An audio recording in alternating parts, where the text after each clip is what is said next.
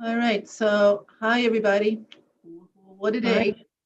So I'll call the meeting to order, the advisory committee at 6:34 on January the 6th, 2021.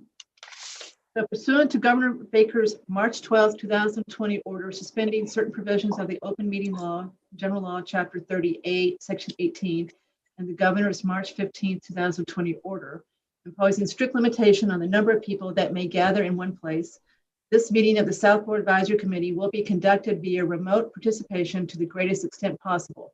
Specific information in the general guidelines for remote participation by members of the public and/or parties with a right and/or requirement to attend this meeting can be found on the Town of Southport's website at www.southporttown.com.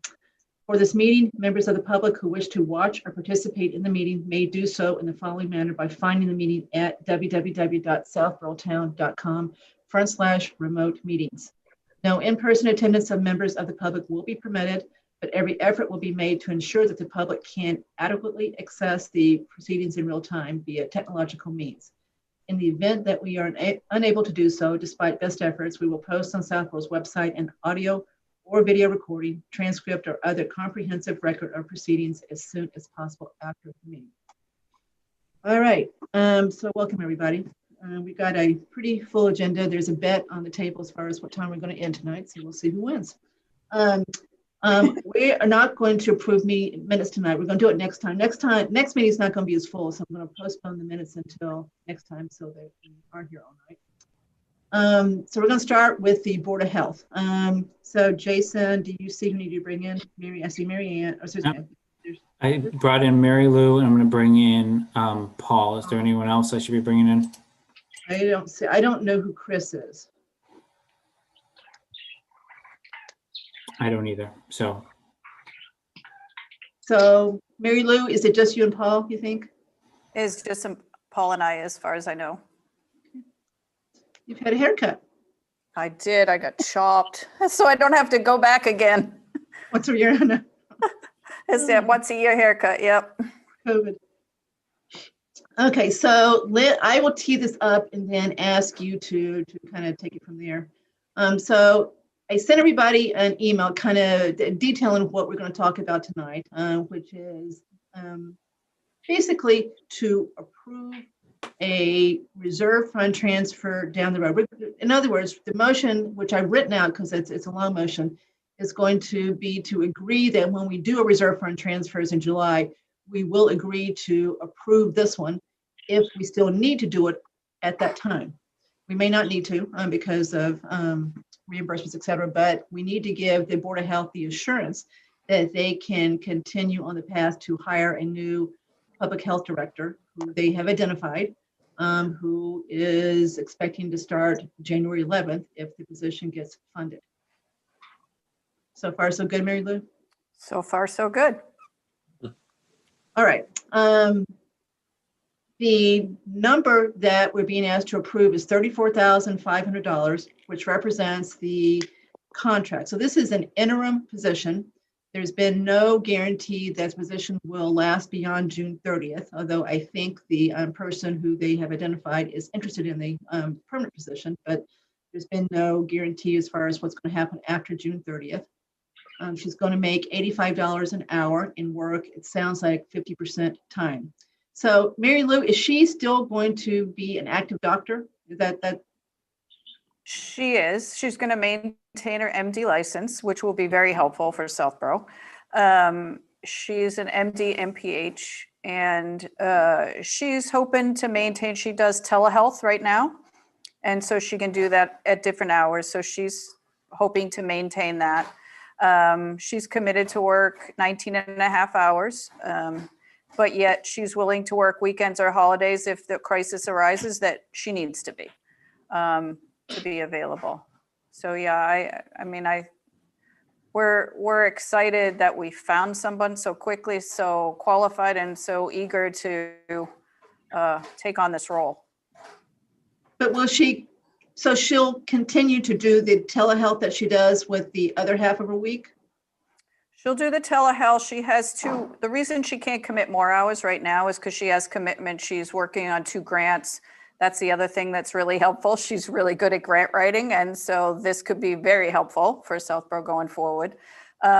She works on infant mortality, and she's working on another project at UMass Medical Center. So that's why she doesn't have more than, she said 20 hours, but we kept her at 19 and a half because that fits with the rest of part-time work. We're going to deal with the Board of Health budget in 2 weeks. So we're not here tonight to go into detail about the budget, but if you want to discuss the budget, at least in broad terms, that would be permissible. Yeah, so I like to save, for that discussion, I'll get into much more detail. I'm working on a presentation to help sort of lay out how we got to the point that we need core staffing to move forward into the 21st century. And so that will help frame that. But I did want to put out there, and sort of this is to Jason asking the questions at the last advisory, like, well, what does this mean? And what is this going forward? And what is this going to do? And so a full-time public health director is what we feel that we need now and going forward. And so this position is obviously half-time right now through the end of June. We are hoping with the 22 budget approval, we'll be able to post and hire that full-time health director. And as you stated, she's very interested in continuing unless something drastically changes between now and then. And we also want to hire, and I don't know if, just to sort of put out there, a full-time public health nurse. Emily Amico, who's been working, she's hired at 19 and a half hours. She's been working close to 40 hours every week. She gave her resignation for February 10th. We would like to fill that spot with a full-time public health public health nurse. And we feel like in order to do that, we would need the same kind of, reserve funds kind of guarantee if we don't get funding there's 3 avenues which we can fund those positions. The Public Health Trust Fund, the CARES Act Fund, and another DPH fund. So we feel pretty good that we will be able to get funding to support both of those positions. I like the way you framed it so that the $34,500, which we would need to now hire this person, probably most likely won't be needed or very little of it, we feel. And the fact that transfer wouldn't happen until the end of the fiscal year when we can reconcile everything. So that seems to be a nice compromise and allow us to move forward and also, keep the reserve funds for just what's needed. All right. And as part of this, Mr. Brzezinski, who's on with us, has agreed to resign as public health director. So he will resign, and he is going to continue to offer his services at 6 hours a week to help with the transition and help with other things. So he is going to continue to be 6 hours a week. So if you take what the new director is being paid per hour, so $85 an hour times 1,000 hours, that's 85,000 divided by 2 because she's 50%, that's 42.5. And then you subtract from that the savings from Paul's hours going down, that's where the 34.5 is coming from. Right. And like I said, we feel pretty strongly that a good chunk of that will probably get reimbursed. Okay.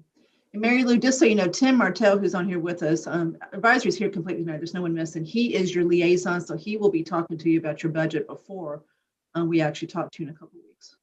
That's great. And Tim did reach out to me, but with all these moving parts, we just haven't had a chance to connect. So Tim, I'll reach out to you over the next week so we can figure out a time to go over that.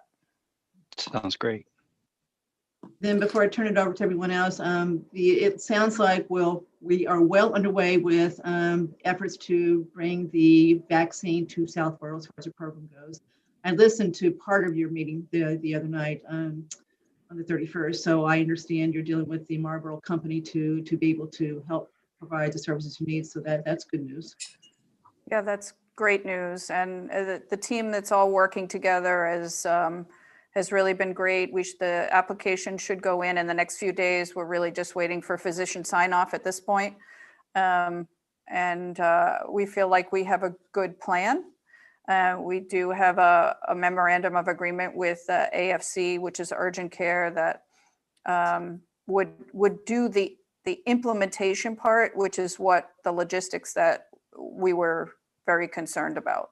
So with that partnership and with the health department, with police and fire and public works, we feel like we can serve those the vulnerable populations that will need the vaccine that can't get it anywhere else. So, Mary Lou, I was talking to our town moderator last night. He said, Kathy, who wants to not go to Walgreens and CVS or their own doctor? And I said, I'm not quite sure what group, but I know that the flu vaccine program is very popular, that is run through, the senior center, whatever. I said, so I know there is a group of people that this is going to work much better for than other choices. So can you kind of expand on the population that you intend to vaccinate through this program? So the flu clinics we hold, as you said, we don't need to hold them. We hold them to serve the citizens of Southborough. A lot of them are senior center participants. Just the process of getting to a Walgreens, getting to a CVS, or sometimes even to their own doctor, they could get their flu vaccine. They're not comfortable with it, and they have questions, and they have trouble with the COVID vaccine. There will be a lengthy registration process. Most likely it'll be online, so they won't be comfortable doing that on their own. So we would be able to provide the support for them to do those registrations, to ensure, that we answer all the questions that they need answered. Right now we have Woodward School would be the location for the vaccine. It would be by appointment. They would come in, they would be able to, go through the process with people they know and they are comfortable around. And then they would move to an area, because the vaccine's different than the flu clinic. They get their shot and they move on. With the vaccine, we're concerned about reactions. We're concerned about many things. And so there's a holding area where they're monitored, and someone who has comorbidities, someone who is in those vulnerable groups. I mean, we want to be able to take care of them. So we envision maybe a broader scale of people that just aren't comfortable going to one of those other places. Okay, let's start with Andrew Pfaff. I'm going to go with the way I see people. So we're just talking about the Reserve fund reserve transfer. fund piece. I think my only question is for the new interim public health director. Do you think she would have any qualms of continuing in full-time contractor status for next year's? No, not at all. I've talked to her. I mean, that was really part of the initial discussion. She's very interested in having a full-time benefited position. All the work she does now is all grant funded. She has no benefits. And as I said, the project she's working on will finish up in June. So she'll be available to work full-time from July on. And Mary Lou, I think you misunderstood what he said. So do it again, Andrew. Yeah, so I meant more no benefits, but 40, instead of 19 and a half hours at 85, say 40 hours at 85, but a non-benefited kind of contractor position.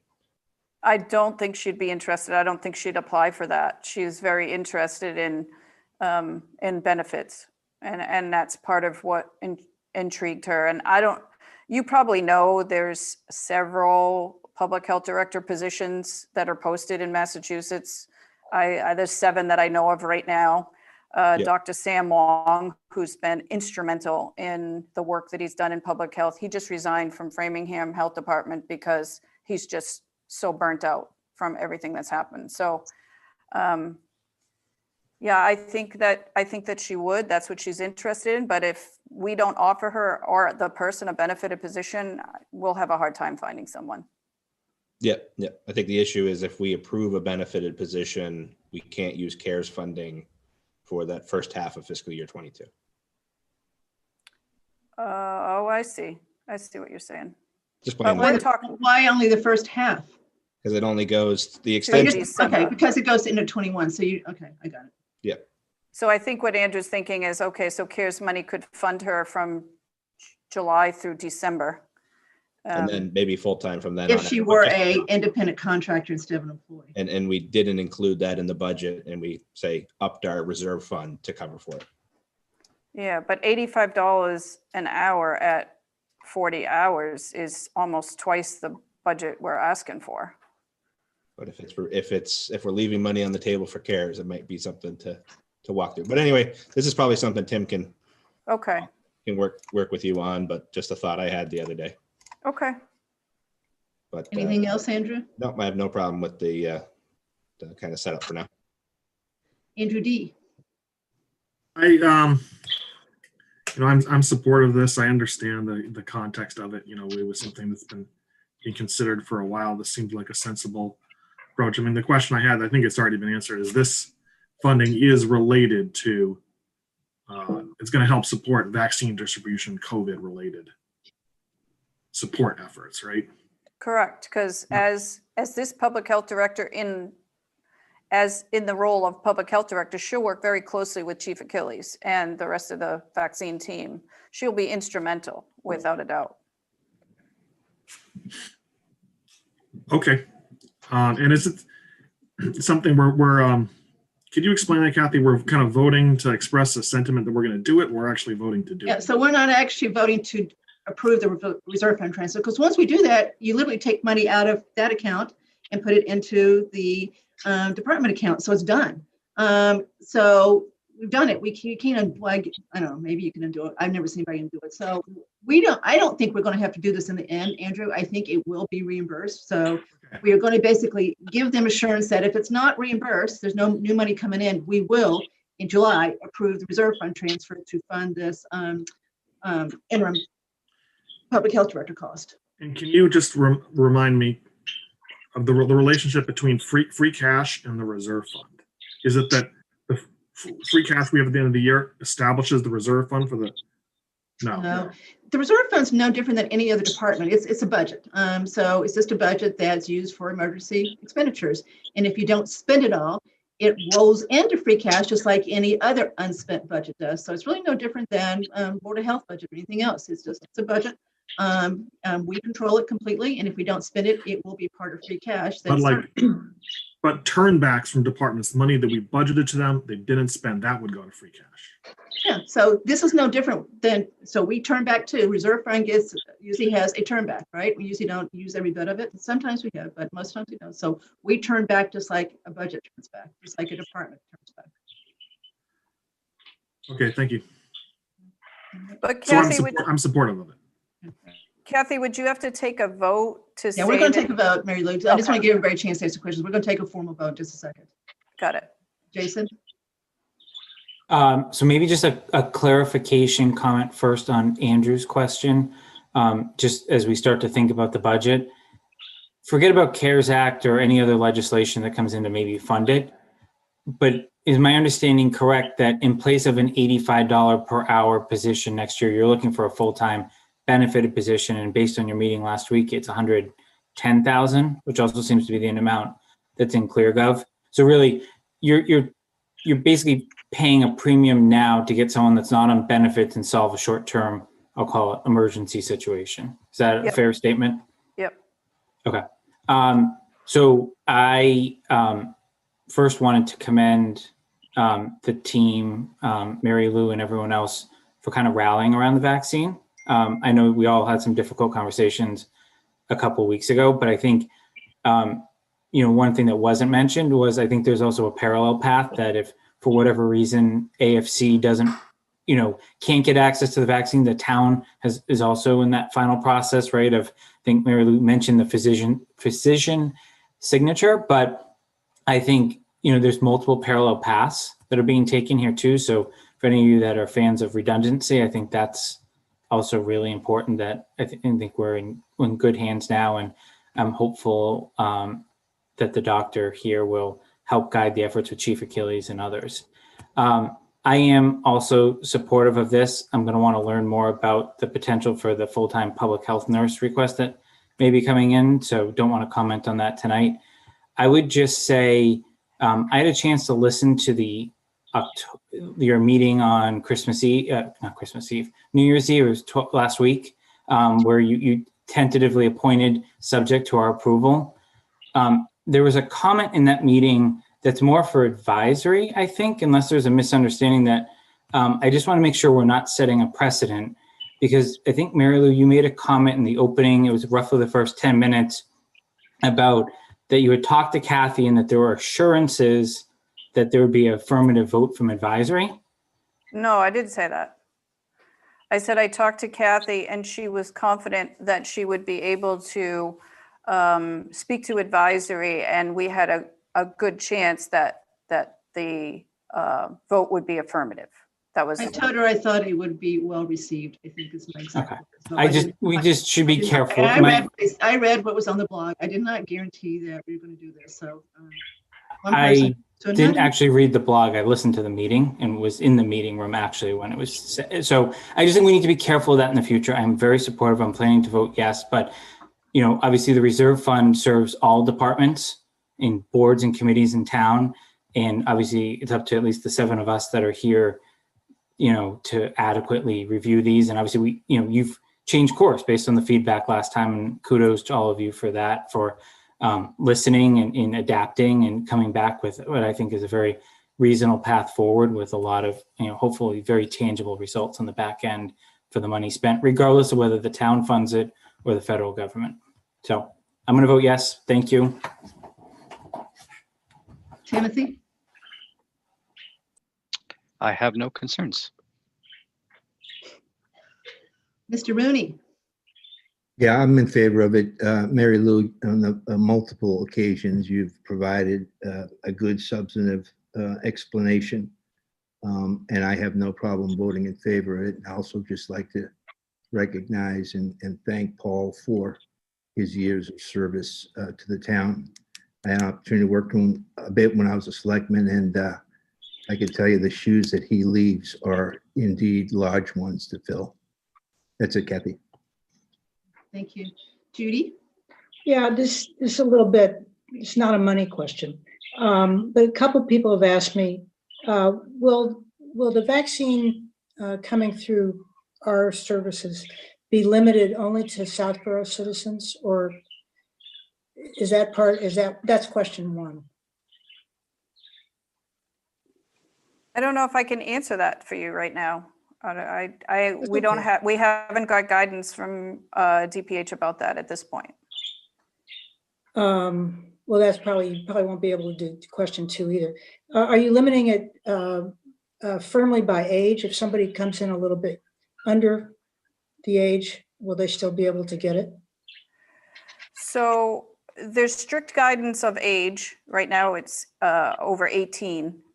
If another vaccine gets approved. Now, by the time we get this in Southborough, we're probably looking at April, May. A lot of people will already have been vaccinated, Right. People who work and so forth. So our criteria for who will be available for, or who will be able to get the vaccine, is still kind of to be determined. But it's all of the people that didn't get access or didn't have the ability to, and they fit the criteria that the State Department has given us.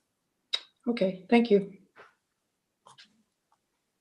So Claire, I'm going to read the motion that I wrote. It's long, and I will email it to you. So you don't have to worry about writing this down.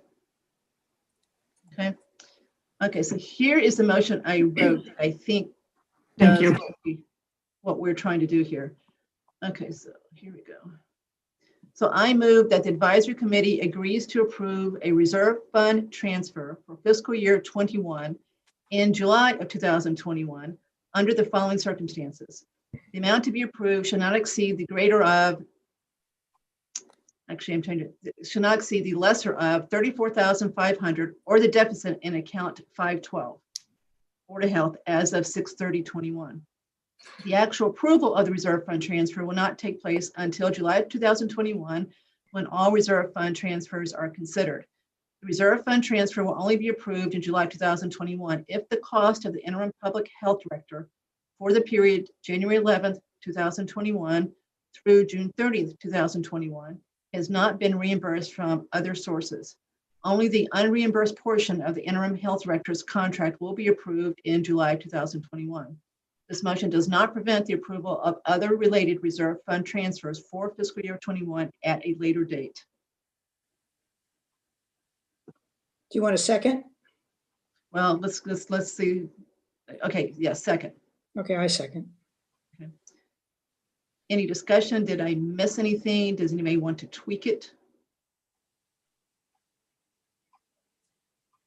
So I'm sitting nodding yes. So, okay, so I'm gonna do a roll call vote. So let's see. Okay, Bud's yes. Andrew D, Aye. Jason, Aye. Tim, Aye. Andrew P, Aye. Mr. Mooney. Aye. And Cook, aye. So that's 7-0, Claire. Okay. So Paul, before you guys go, anything you want to say? What? Well, thank you very much for allowing me to serve the town of Southborough for, I don't know, 20 some odd, 27, 25, I don't know how many years. I can't add them all. I'm getting up that age where additions are not as my expertise. But anyway, I love working for the town in the full-time position and in the part-time position. And I'm very tickled pink that the board and other officials have allowed me to continue with at least some sort of limited carryover with transition, similar, not, no, I like to say dissimilar from what's going on at the executive presidential level in the transition, but transition with whoever we get for this position. And I've loved working with the Board of Health and Mary Lou and the other two members. They've been great. And I hope I can at least provide some sort of continuity with those things that I've been involved with, especially with the environmental and Title V code and the other environmental inspections and sanitary inspection processes. And I'm, like I say, really glad that I'm sort of leaving the COVID sort of realm because it's not my expertise. And Mary Lou knows that. And I think you've got the potential of having some very excellent people, or person at least, with the recruit that they've lined up taking my place in an interim position and hopefully maybe in a full-time position. But thank you very much and hope to continue to see you in at least some sort of limited capacity. Absolutely, Paul. You are a consummate professional, and thank you very much for everything you've done. So I echo Mr. Rooney. Thank you. All righty. Okay, Mary Lou, you got your vote. Thank you. Thank Thank you, you. everybody. Have a good night. Thank you. Yeah. All right. Bye-bye. All right, so we are going to now go to the fiscal year 22 budget discussion for Council on Aging. So I see Bill Harrington, I see Pam, and again, I don't know who Chris is. So if Chris can let us know whether he or she belongs in one of these meetings, that would be great. So looks like not Council on Aging. Chris left. Okay. And I don't know, is Mary Ann part of Council on Aging? She probably is, because I don't think she's rec, and I don't think she's DPW. So Mary Ann, so Bill, is Mary Ann part of your group? And you guys need to unmute. Bill needs to unmute, Doug Peck needs to unmute, and so does Pam. That would be Mary Ann Anderson, I can't tell, we just see Mary Ann. probably Mary Ann Oh, yeah, Anderson. I'm assuming Yeah, it's her. yes. Okay, I so let's have bring her moved in. Mary Ann in. Alrighty. So Mr. Rooney, you want to take it from here, introduce everybody, and Sure. I've had some conversations with both Pam and Doug with regards to their budget. And Pam is prepared to give you a very brief overview for some of the advisory members that may not understand the way that the senior center is funded. Pam will tell you that essentially the salaries and some related items that appear on her budget are from town revenue, but the total budget is about a quarter of that is not reflected on the budget sheet, but is provided by Friends of Southborough and also the formula grant. So I thought it was important for her to make sure everyone understands that. And I also think it's important because when you're going to see her budget, it's gone up about $10,000, and she'll explain the reason for that. And I've also asked her to spend a little bit of time, because I think it's very important as part of this process, to talk about what we term on occasion the wish list. And so I think Pam is all geared up and ready to go on that, Kathy. So I would turn that over to her, and to the extent I have any additional substantive comments, I'll just comment as she's speaking. So Pam, what we've been doing with these budget meetings, I've got clear.gov up on a screen, and so I'll pull it over when it's time to really look at details. Your budget really is, the proposed budget at least isn't that much of an increase year over year. So why don't you just tell us what you want us to know, describe it, and then when it's time, I'll pull up the budget. Okay. John, as John mentioned, my budget has a number of pieces. If you look at what we do, it's not just the town budget. It's a combination of the town budget, a state formula grant, which is about $20,000. In the description that I sent you, I explained how they arrive at that number. It's based on how many seniors and a different dollar amount every year. So the town budget, we have the formula grant, and then we also supplement what we do with the Friends, depending on how much money they have available. We also have decent sized grants from the Southborough Community Fund, and different times we have smaller grants too. So it's a combination. As the senior center, really got going 20 years ago, we had a very tiny budget. And so we kind of pieced it together with all those pieces. And then eventually we had to kind of organize it in a way that it was really more understandable. So what we have is a town budget is a skeleton of the basics of the senior center. If everything else went away, we have kind of an outline of what you need to run the senior center. Those other things, other than the town budget, we don't have any control over. So there were years where, the Friends were struggling, or the formula grant with the state. Although that's been very consistent, there have been years with the state budget that there were some questions and some kind of threats of that getting cut or reduced. So those are things that the town doesn't control.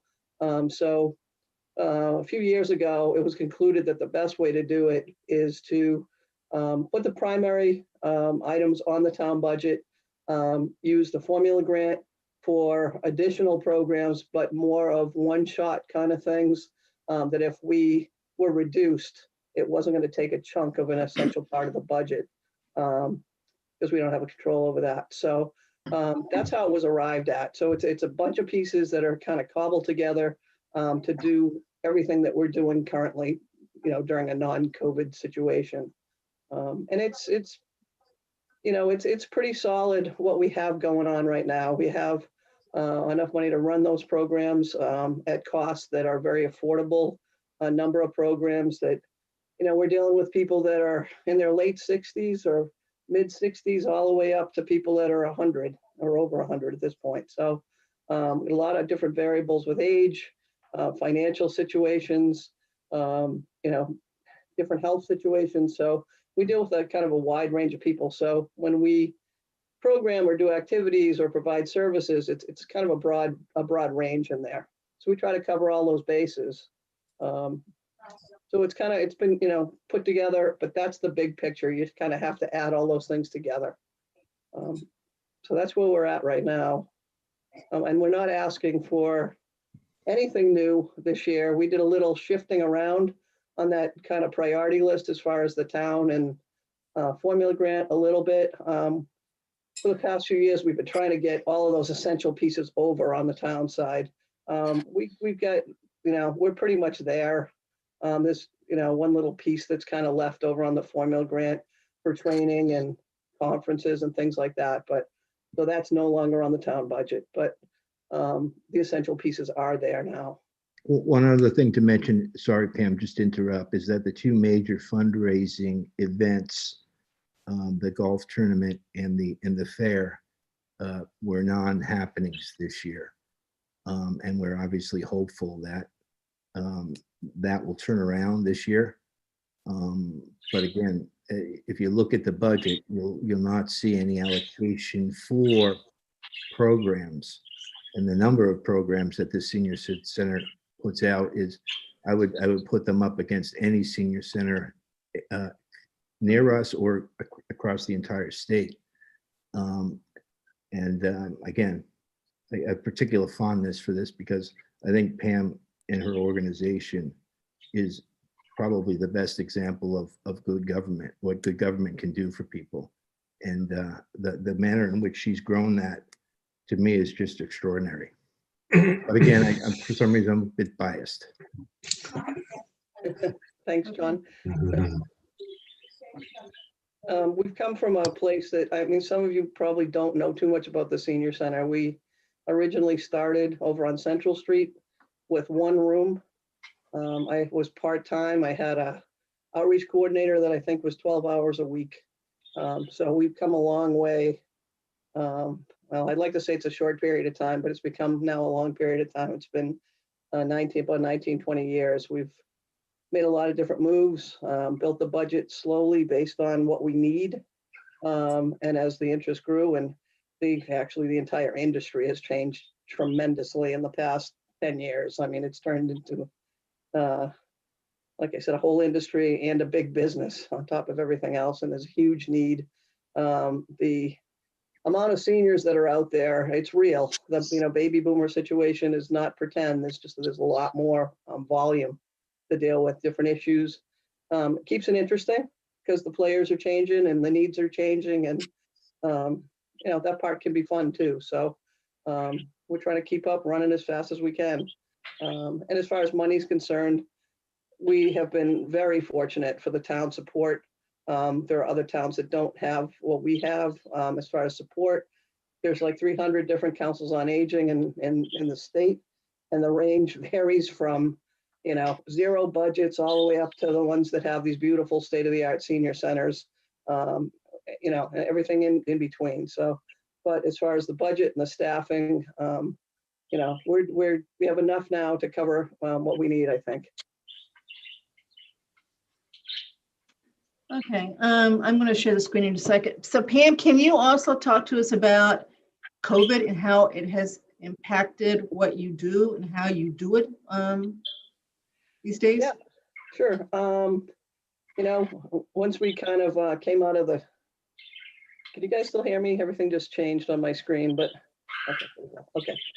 Basically, once we regrouped to figure out what we needed to do, the first piece we had was to basically make sure we were in contact with as many people as possible. So the first phase of what we did was we did outreach as fast as we could and tried to have phone contact with every senior in town, or as many as we could. So we made hundreds and hundreds of phone calls just to let people know that we were still there and where to call if they needed something as things progressed. So that was the first phase as far as making either phone contact or contact by mail, just to let people know if they needed anything, where to call. So we regrouped on the programs, and basically we've rebooted our program money to basically 4 or 5 different categories. We run programs with Zoom. We run programs on cable. We do drive-through programs. And then we also do a lot of programs that are behind the scenes with volunteers, lots of delivery programs, whether it's food delivery or kind of a special treat delivery.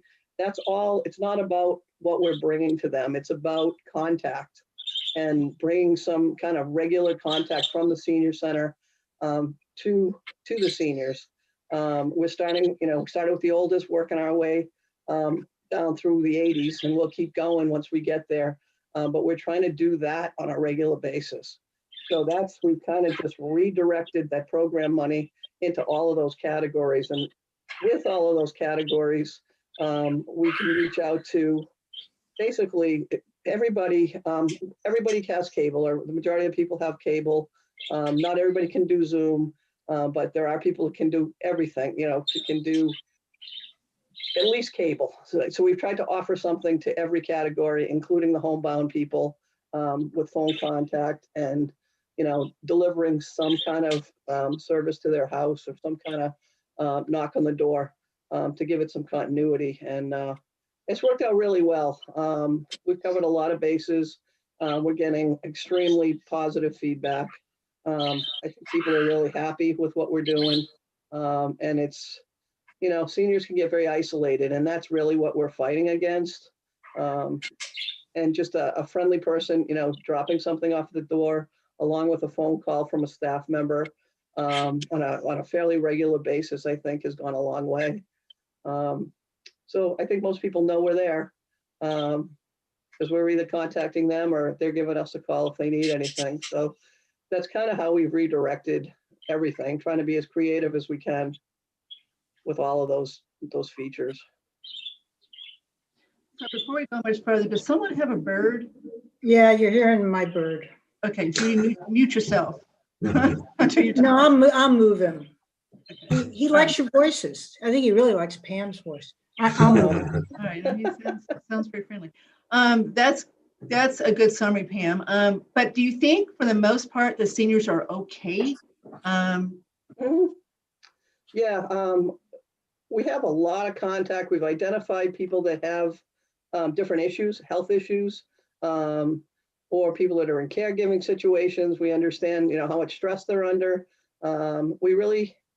I think we've been able to keep tabs on most people in those situations. I mean, I always worry about the people that are out there and we don't know. I mean, that's always going to be the case, but we've done as much marketing and outreach as we possibly can do, to reach everybody. I mean, other towns can't do that because they're too big. It's too hard to do it. But we've taken our best shot. We've taken our entire database that we have and cross-referenced it with the town census and worked from oldest all the way down. We've got it printed out till age 70, and we're working through that list and making sure that they're getting something in the mail or that personal contact. So, I mean, if nothing else, they know where to, if they choose to, they can contact us. But the ones that, we work with, that we know that, they want to work with us, and we have regular contact to the point where our outreach coordinator, Cindy,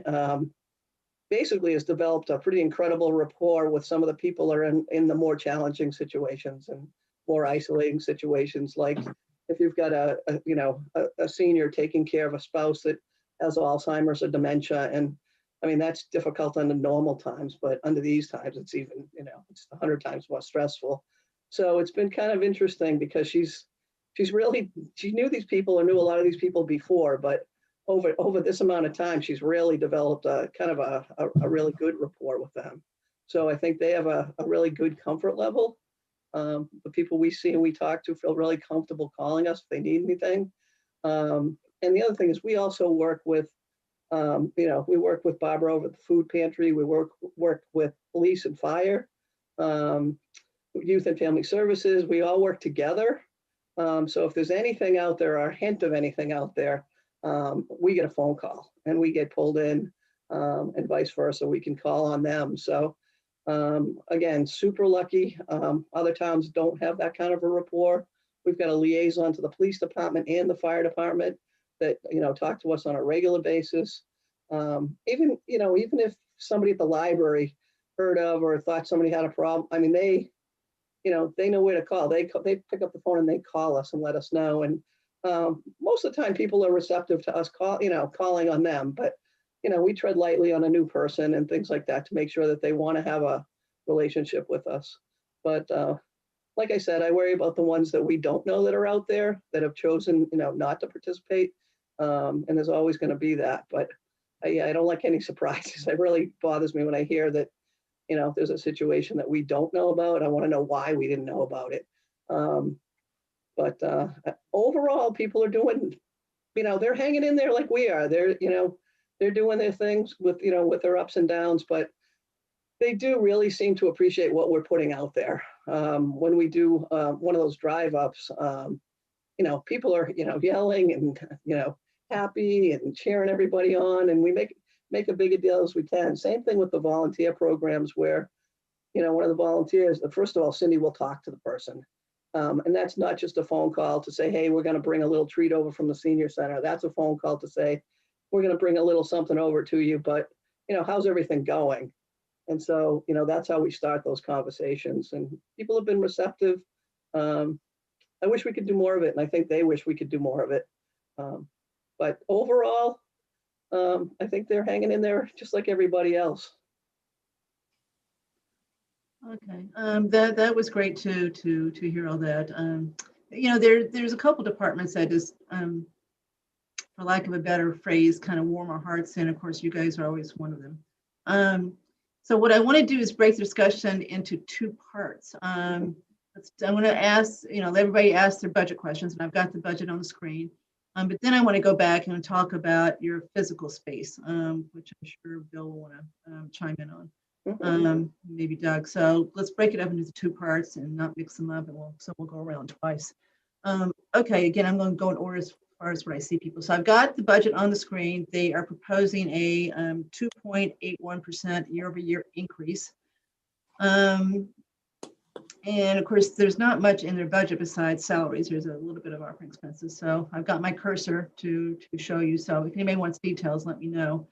But it's a pretty reasonable proposal. It's basically the cost of living increase for the salaries. Kathy, I thought that maybe there would be some questions relative to the part-time salary line item. All right, so I'll pull that one up, John. And Pam is, again, she's prepared to talk about that, just to give you the historical overview as to why that number is there and how it came to be.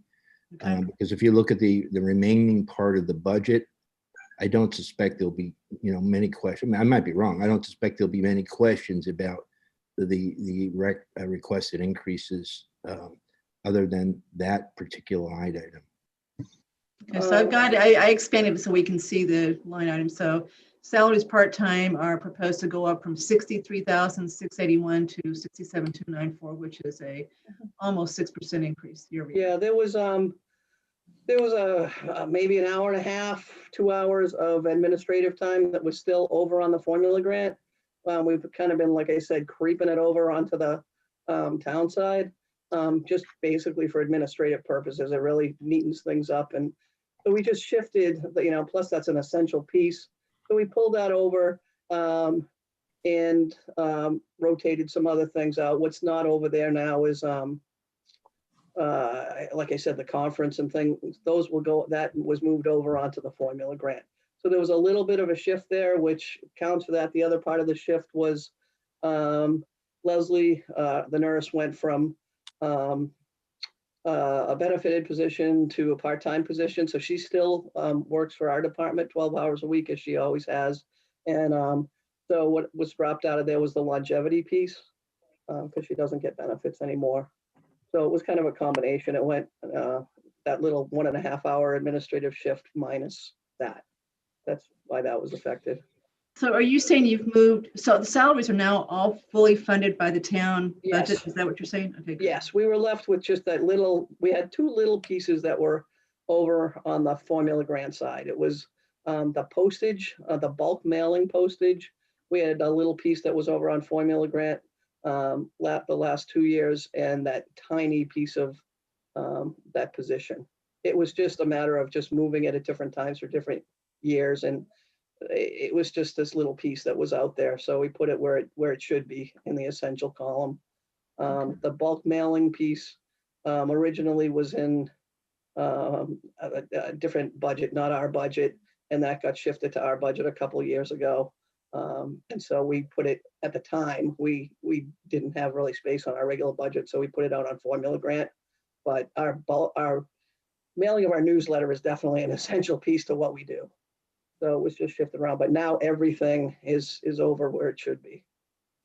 Alrighty. Let's see, Jason. I have no questions. I thought everything was very self-explanatory, which obviously helps expedite our review. I just wanted to take a chance to thank you and your team in the Council on Aging for what you're doing. Obviously, these are unprecedented times, and really make a comment to the rest of our membership that I know the Board of Selectmen are undergoing a budget exercise. They started talking about it last night about where cuts could happen, like, I think they're at 9% now, what a 7%, what a 5%, what a 2% looks like. I think we're some of the numbers, at least I remember being thrown out. But they also talked about what budgets, maybe shouldn't be part of that exercise. And I think when you look at kind of what I'll call the bang for the buck that the town gets, and when you also think about spreading the balance of obviously the services to all taxpayers, obviously we know what the schools means to most of our tax bills. I think that this is just one that rises for me to the top of the list that should be exempt from that exercise. I'm sure there's others, but while they're here, I figured I'd mention it because it was fresh in my mind. Thank you. The other part I want to mention is we use quite a few volunteers to help us out too. So the staff is doing everything they can, 120%, and the volunteers have been exceptional. We don't use 100 volunteers, but we use 30 volunteers that do an incredible job and have helped us out with a lot. So that kind of completes the picture. It takes a lot of people to do it, to get it all done. So thank you. Mr. Mooney, do you want to ask anything further, or you're all set? I also wanted at some point and briefly to talk about paragraph 3 on page 3 of Pam's narrative with regards to the issue of what we call wish list, and also update as to where things are. You'll recall we talked about construction projects last year, just to give the board a brief update. Of obviously talked with Doug and Pam, but I've also talked with John Parent too. So Kathy, I'll leave those items floating for now for people to comment on the budget, and then maybe we can get to those other issues. That's what we're going to do. We're going to come back to those. Okay, Judy, any questions on the budget itself? No questions. I'm all set. All right, so who's next? Andrew Pfaff. So Pam, again, echoing Jason, thank you for everything you've done to get this community through all of this. My only real question, I have no issues with the budget itself. I know you've been doing a lot with your meal delivery programs and wellness check-ins. Have you tried or have you put in for CARES Act reimbursement for any of that effort? No, we haven't had to do that. A lot of what we do is manpower, basically. Lots of phone calls, and the staff, especially in the beginning, we were working day, night, 7 days a week. I mean, we went at it and got the initial part done, and just been maintaining that once we got that through that initial big part of it. So it really hasn't had any additional expenses specific to this. So one thing to keep in mind, and maybe we can set up a follow-up meeting, is there is a section of the CARES Act that's authorized by the state for grocery and meal delivery, especially for elderly, and the replacement of volunteer staff with hiring people. Hey, Andrew, do you know whether or not anyone in the town is putting their arms around all these potential reimbursement avenues? Or to me, I think it would be important. Jason, do you know? I think it's a critical component for a reimbursement. Obviously, you've got to submit it, but is there one person or a group in town that is taking responsibility for determining or putting out there what may be potential reimbursable expenses? So John, we're going to talk about that in a minute when we talk about the overall budget. So okay, I'm sorry. So it's a really good question, and we definitely need to discuss it. So let's finish this budget and then do rec, and then we're going to talk about it. Yeah, to that point, the volunteers have stepped up and really helped us out. We have been able to tackle our emergency situations that we've had with different people to help different. We have a grant through the Southborough Community Fund that we share with Youth and Family Services and the food pantry to cover all the bases basically. And we work as a team basically to address those needs so people can apply to the emergency fund. And we've been able to address a lot of needs that way with the mortgage relief program. We were all involved with that. So those all, the mortgage piece definitely was administered through the town, and they were working on it. And to answer John's question, we're all we're aware that that's available, and it is coordinated through the town, through I believe Vanessa and Mark, and I know that accounting department is dealing with all of that. Police and fire are much more involved than we are. Yeah. But we've been really fortunate that we have had the resources and the volunteers for the groceries. We've had the other piece that I want to mention is the CERT team that's trained and works through, police and fire. And we were really super fortunate that when we had those needs, and I have to say there wasn't a lot of them. We were lucky. People in town are very self-sufficient. And but we were lucky. I didn't have to scramble for volunteers or money to buy, meals or things like that, because the CERT team was right there. We had already had trained volunteers in town that could cover that for us. So, I'm really grateful for that. Other towns don't have that. They were scrambling for people to help out, and ours was already done. So, thanks to police and fire for that, and those volunteers, and for the emergency funds that we have that we needed. So we were really, really lucky. Yeah, so I think that might be something we can take offline and talk through. But grocery delivery, meal delivery, expanding the participation from different areas, and then replacement of volunteers with whoever you need to pay to do this kind of stuff if you can't get I wasn't aware of that part of it. But like I said, we had the CERT people already in place, and they definitely did what we needed them to do. Yep. And then wellness check-ins and prescription drug delivery, and also food banks are all CARES Act eligible expenses. So maybe we can, we can make really we'd like to refill your emergency fund with some money and expense it over there, so you can use it for other things. But we can talk through that. Yeah, we can definitely talk about that more to make sure we didn't miss anything. But food pantry didn't, their usual exceptional job too. Yep. Very fortunate. We're grateful that we have those emergency funds to hit. I would just rather not liquidate them and get some more money out of the federal government. Yeah, we can definitely talk more. Absolutely. All right, thank you. Definitely rather use their money. Exactly. Andrew D. Hi, thank you, Pam. I do have 3 questions. Some of them are more questions / comments.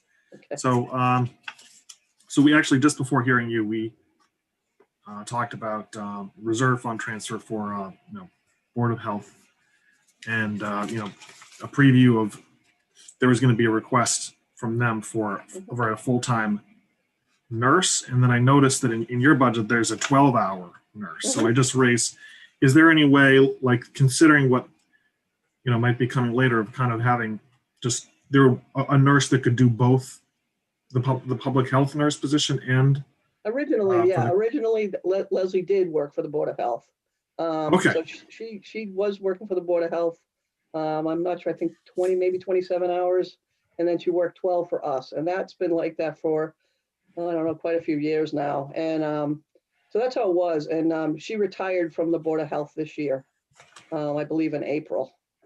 So that's how that kind of came about. And during this process, even though she, works for the senior center, she's been helping out with whatever they need to. I mean, kind of doing double duty, if something comes up, she's definitely there as a resource.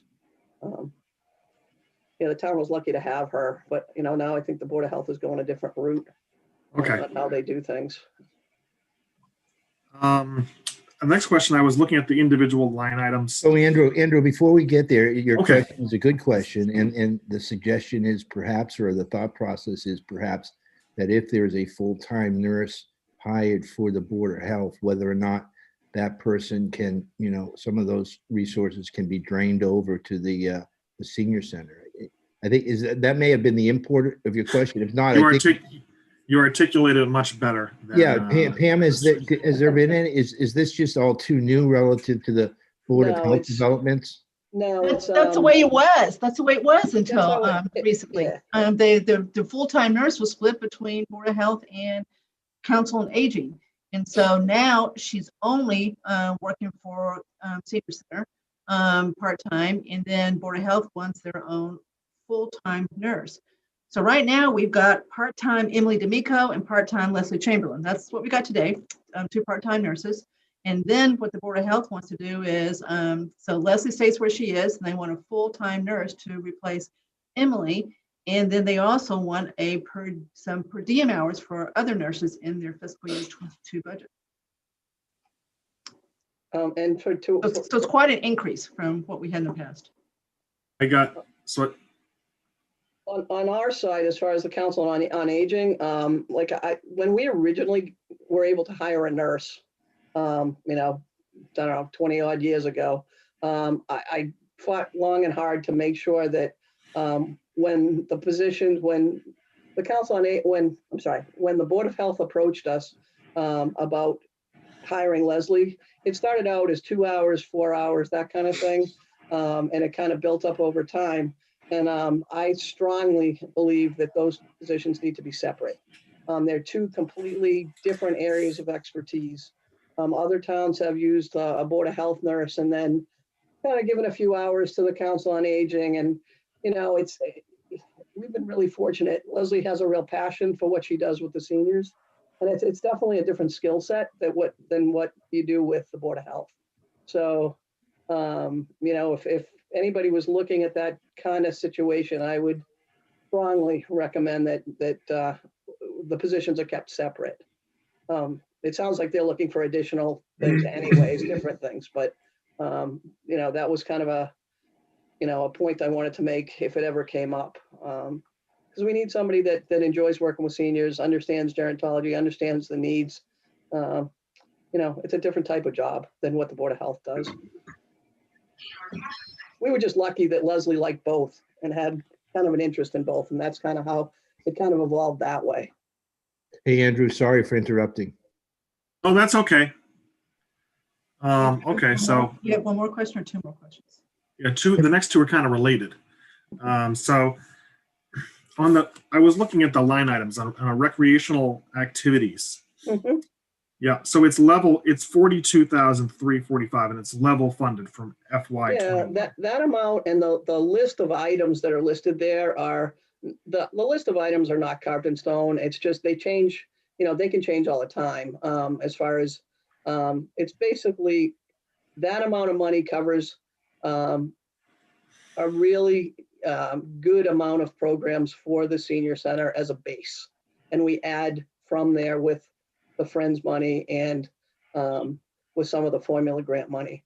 So that is kind of like a general, those particular items can change. So, but I had to put something in there so people could really understand where that number came from. X amount of fitness classes, X amount, maybe an art class, lectures. So it has a little of everything, just to kind of tell people this is, these are the pieces we need to cover a basic budget if everything else went away. So and that number seems to, suffice at this point Right. with the other pieces. I saw that for FY20 it was 21,000. So it's kind of weird. There was a blip. It went from 39 to 43 to 38 and then all the way down to 21,000 in FY20. And then it's double. What year was that? FY20 actual was 21,278.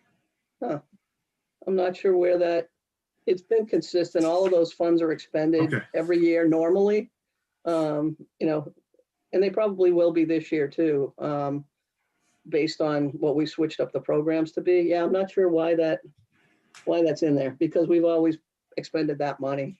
Andrew, we can look into that and get back to you on that. Yeah, I'm one. not sure why that's there. So Mr. Peck wants to insert something to this. So go ahead, Doug. Hi. I just wanted to reiterate what Pam said about the nurse, because it is such a very important part of the senior center. When I'm there, I see seniors going in and asking her questions about all kinds of things, from, prescriptions. The doctor recommends that I'd have this procedure. Should I be having this procedure or what? And so it does take, it's a very, very special skill set, not just for the medical standpoint, but someone who can really build a relationship with seniors. And we are certainly seeing older folks in the senior center where they have very complicated medical situations, and they don't have a lot of other places to go to really sort of get an objective opinion. So, and Leslie has been great. So I just wanted to say it's very important that we have somebody who really understands and specializes in the gerontological side of things. Thanks. And I'm sorry, Andrew, I'm going to ask Brian about those actuals. It was different the last time. I hadn't looked at this particular screen in a while, but there was a glitch in the beginning and it was fixed, and now it's a little different. But I will check with Brian on that because that's definitely off, and I see another line that's off too. So we generally spend down that particular line item, if not more than that line item. Well, I'll check with him to find out what's up with that. And that's a good segue into my last question, which is we've been asking other departments too, particularly for the departments where the building was closed due to COVID for a period of time. Do you anticipate any turnbacks, meaning money that was budgeted, but it just wasn't spent, and that it can be turned back to the town? Because I think library said they would be able to do that a little bit. We can. It'll be in different categories. For example, like nurses' supplies. At the end of last year, we had formula grant money that we at the time had to spend. At the end, it was the end of the year, and that's since changed. But they're more flexible now with that as far as carryovers and things. But basically, it was kind of a use it or lose it situation with that grant. So we definitely have a supply of the nurses' supplies. So there's different things in that category, which will go back. There's probably training and things like that may go back because we've been doing other things. Postage we've been spending a lot of money on, but there's a few other things in there that we were able to kind of purchase with the end of the year money last year on that formula grant. So there will be some coming back this year too. Okay, thank you. Thank you. So I'm skipping Mr. Rooney as far as who I'm looking at. Judy? No, I'm all set. Okay, so that's the first round. Okay, so next group of questions, let's focus on their physical space and also give them a chance to tell us what their wish list would look like if they would have it granted. So Bill, feel free to unmute on this part.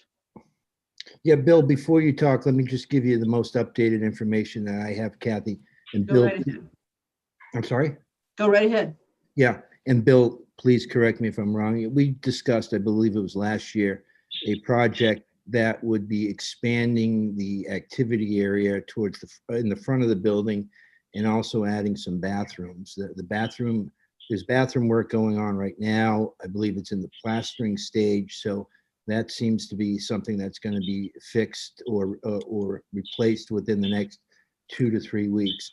With regards to the other construction project, you'll recall we were discussing the possibility or the actuality that Assabet would be willing to come and we could use their services. And I think the round number we talked about at that time was $350,000. But in speaking with John Parent today, I just wanted to make sure that we continue to be on the Assabet list. There's not really a list. It's more of like an understanding. And John told me, and Bill, please correct me if I'm wrong, that it doesn't look like we would get reached because of the lack of any activity recently until the fall of 2023. So again, Bill may have something different, but I wanted to try to get the most up-to-date information that I could. And Bill, I'll turn that over to you now. Okay, thank you, John. In regard to the bathrooms first, John Parent is adding a bathroom. This was not in the original plan at all, and he's doing it out of his budget, which is good for us, and he's doing it while we're closed down, which is good for both of us. But this is just a bathroom. It isn't the two bathrooms that we originally wanted, but this will certainly get us a long way towards having at least two bathrooms total in the evening for use of the building. So that's kind of a help for us at this point. As far as the front of the building goes, I think you're right about the 2023. Needless to say, Assabet's lost a whole year in their construction. So it's kind of hard to know, even to put any kind of a date on when they could get to it or when we will have a budget to go forward. But I would be curious. I talked to Jason about a month ago, maybe, or something like that. And he was talking about other options besides putting a renovations into our building, but moving into maybe one of the schools that would be available. And I don't know if Jason, have you got any better reading on what that might be all about at this point? So we have a joint meeting, the Capital Planning School Research Subcommittee is meeting with the school committee next week. That's when we're going to have detailed enrollment data. And I think that's where we're going to start to see kind of the plans start to formulate of whether the school committee is going to be able to release a school building. Then the question is going to be which one, et cetera. That's going to be a longer, more difficult path that has significant financial implications. But I think, Bill, in the next couple of months here, we're going to have a path forward saying schools are an option or schools are not an option, right? Which then will inform, how aggressive we need to be with Corderville or whether there's other options, because I'm just kind of looking at who's next in line behind us in terms of recreation. They obviously have interests in space as well, and there's many other departments in town that are looking for indoor space. So that's one of the things that I view as capital planning's major goal during calendar year 21 is coming up with what that plan looks like with or without the school. So if we talk a month from now, Bill, I think it's going to be, you're going to have at least a guide of where we're going. And it's going to take obviously a couple of months to come up with at least a general path forward and what items make financial sense and what don't. But I've said this to you, one-on-one, and I'm happy to say it here is, my goal, and I'm just one of, 6 members on capital planning, is to create a space that serves you not just functionally now, but it serves, for the long term for the senior population of the town. And, I'm confident that at least the sitting members of capital, and I'm probably also confident the sitting members of advisory here are going to find a way to maximize the space for all of you and do it in a fiscally responsible way. Yeah, because Jason, it obviously would be helpful and certainly pragmatic not to spend a lot of money on Corderville and do the renovations, particularly for the senior center, if it's not going to be the senior center. But in any event, I still think it's important to stay on the Assabet, quote unquote list while this process unfolds. As far as I know, we're on the list. I don't think we've been dropped off. No, we haven't, Bill. You're right. And so we're in the queue, but the queue seems to be stretching out. The other thing I would like to say is we need to keep our eye on the renovation and keep that at the top of the list, because even if the school situation doesn't come to us right now, if that runs out for a while, and we could do the renovation, and we should do the renovations, because even if we're not in that building anymore, that renovation will still be of value to whoever happens to come behind us, and if we move on to a school or something like that. So we don't want to drop that off the radar. We want to keep that renovation high on the list just in case we really have to go in that direction because the schools. And Bill, my recollection of the 350 number, is that accurate, or am I completely wrong with that number? Yeah, that's a rough number. That includes the siding to the building that John has, and that included the 2 bathrooms, I believe. And so John wanted to do a lot of stuff that he felt the building needed, siding and so forth. So, and then we always have to be in thinking about the cap because of ADA and how much we can spend on that building, which is the reason that in the first place one of the reasons that we went to Assabet, because they could do the job within our budget, and certainly a private contractor would push it way over the top.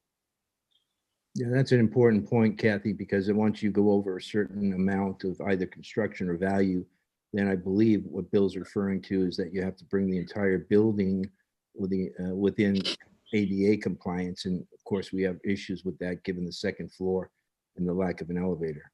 And so that would put the budget totally out of whack for us. And that's what the 325 is, just for everyone's benefit. That's the max we can do based on the current appraisal of that building times the factor that's required for ADA. I don't remember the percentage off the top of my head, less improvements that have been made. For example, this bathroom, the cost of that, has eaten into, potential future renovations. But my understanding from John Parent is if we do move forward with the Corderville plan and we use Assabet, there's still 325 is going to be adequate funding for that. Jason, how far? Why Assabet is so important. How far do they look back? Do they look back to the kitchen renovation as well as eroding that number? It's 3 years, I believe, John. 3 years? Yeah, it's 3 years back they go. And this additional bathroom that John's put on for us, his budget is only $25,000 for that. So Yeah. That won't eat into too much on our cap. Thanks to John. Okay, so staying on this theme of their physical space, Andrew D. I don't have any questions, but I remember this issue last year. We'll just have to continue to follow it. Judy, No questions. Andrew P.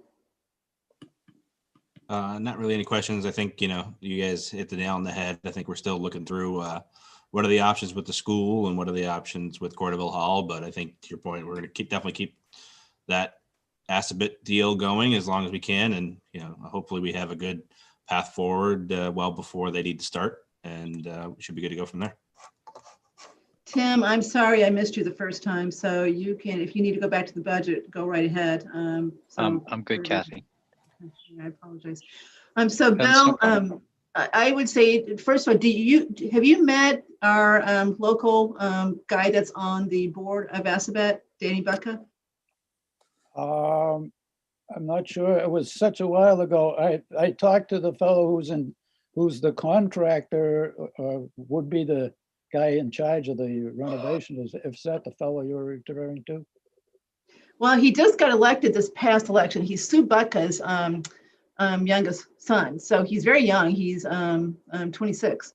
No, So I'd say stay in touch with him too. He's a real eager beaver. And so I think he would, make sure that we stay where we should stay as far as, on that list. So I'd say stay in touch with him. we've been assured, and John can verify this more because he's been more in touch with but we've been assured by the fellow who's in charge of projects such as ours that we are on his queue.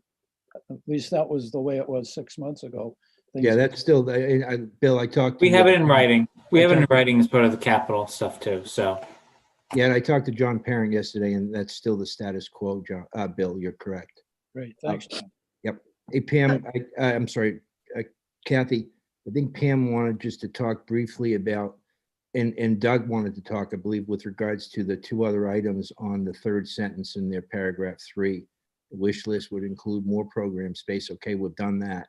Staffing for evening programs. I think Doug can just address that briefly and why that's in there. And then Pam can just talk very briefly about the volunteer coordinator. And I think it's important for the town and the residents to understand you know what, this is the wish list. And these wishes or these items don't seem to be extremely unattainable. So Kathy and others, if I think Doug, can you just talk to the evening programming issue, and then Pam, the volunteer coordinator? Sure. I travel around. My business is a home care business, and I go out and see senior centers from Jamaica Plain and West Roxbury, right out through Wayland, Weston, and Northborough, Westborough, and out here. So I get to see a lot, and I'm really seeing a lot of programs that are migrating to in the evening, and generally early evening. May start at 5 or 6 o'clock and run for usually around 2 hours, sometimes 2.5 hours. And it's largely because there's a large segment of population. I'm one of them who normally would retire, but we're not. We're working full time, or we're working fairly heavily part time, but we still want to participate, with peers who are at the senior center. And this is a way to really attract younger seniors and not wait for them to turn 80 or 85 before they begin to use the senior center, but to begin to really bring them in at an earlier age. And for that, you do need some early evening programs on a regular basis, but not necessarily every week, but having the building available, having people there available, because Pam or one of her people needs to be there. It's another reason to have a little extra staff on board, where you can do some different things, maybe even more intergenerational programs with high school kids, etc., that are becoming more and more important and more a part of other senior centers, in the area. And Doug, I just want to mention, we did try doing some of that by shifting our hours back and forth, but bottom line is we were so busy during the day, we ended up working the whole time. So it's not really a practical thing to do with just the current staff we have, but that's kind of, we'd love to have that someday. I mean, it's, we know it's on a wish list. So Pam, can you just also touch briefly with the volunteer coordinator? Because I read it a couple of times, and even after I talked to you the first time, I didn't understand what you were talking about. But then finally, I got it the other day. And again, I think it's an issue or a problem or a concern that is not specific just to the senior center. No, there's in town, especially with our town, it's there's a lot of untapped resources out there that don't cost anything. A lot of resources in the schools, St. Mark's, Fay, corporations. There's all kinds of resources out there that you can create programs with, and it's you don't have to pay for those things. They can add to the services, add to the programs, and you can bring in some pretty interesting things. But people don't realize working with volunteers and volunteer programs, it's very time consuming to do the research, make the connections, develop and maintain those connections with a corporation or a school. And but there's those are, once you get those things in place, the resources are great. For example, like the high school and their drama program and things like that. You can we use them, but we kind of grab at them. If you have a volunteer coordinator, you can develop different programs with the kids at the high school and in different schools. So we have a lot of resources, but we're short on time basically. And when you bring in a volunteer coordinator, they focus on just that aspect of programming. So it's a lot of bang for the buck. At this point, it's on the wish list. We also don't have a space really to put the person either. So, down the road, that would be a great thing to have, just because we have there's a lot of stuff out there that I think we could, benefit from down the road. So that's why it's on the list. I want you to keep that on your wish list so that it's there, because those both sound like laudable things to try to accomplish. And again, we spend so little on our seniors compared to school kids. It's not even close. So I'd like to see us expand what we do for our seniors sometime. Thank you. So Kathy, the overall hope was to not only just talk about the budget, but just kind of give an update, a state of the union, if you would, with regards to the senior center. And I don't think Doug, Bill, or Pam have anything else on their agenda to talk to about, but clearly are prepared to answer any questions anyone has. So does anyone else have any questions at this point? Kathy, I will get back to you guys on that budget screen on that previous year, because I do want to get that corrected. So Yeah, because it is nice to see, Yeah. we've got 3 years and 4 years, so in next year we'll have 5 years. So it is nice to be able to compare. Yeah, I know there is a couple of things that are off. I'm not sure why, but I will get those fixed. Hey Kathy, this is obviously breaking protocol, but I know that we have not voted on any budgets thus far. We'd like to, I guess, cogitate on them for a while, but I don't know, this may be a budget that we can vote on tonight. Is there any reason why we would have to wait? Question one. And if we have to wait, does a Pam or a representative have to come back for the actual vote? The answer to the last question is no. I don't think we're ready to vote tonight, just because we really do need, I think, to see the whole picture first before we start thinking about individual budgets. So Pam, as you are about to hear, I don't know if you heard what Jason said earlier, but you're about to get a letter from Brian Ballantyne asking, and they're going to ask everybody. So they're not going to, even though your year over year is pretty reasonable, they're going to ask everybody to go through an exercise like last year and trying to take a whack at budgets, because right now we've got a pretty untenable year over year proposed increase. It's a little bit different this year. Normally, I think we got an idea of where we're going to get it down. Right now, there's some ideas, but it's not going to whack it very much. So I don't think he got it out today because he was supposed to copy me on it. So I think it's coming in the next couple of days. And I don't know what they're going to ask you to do exactly to get to these reduced budgets. So anyway, it's coming. Okay, Kathy, do great.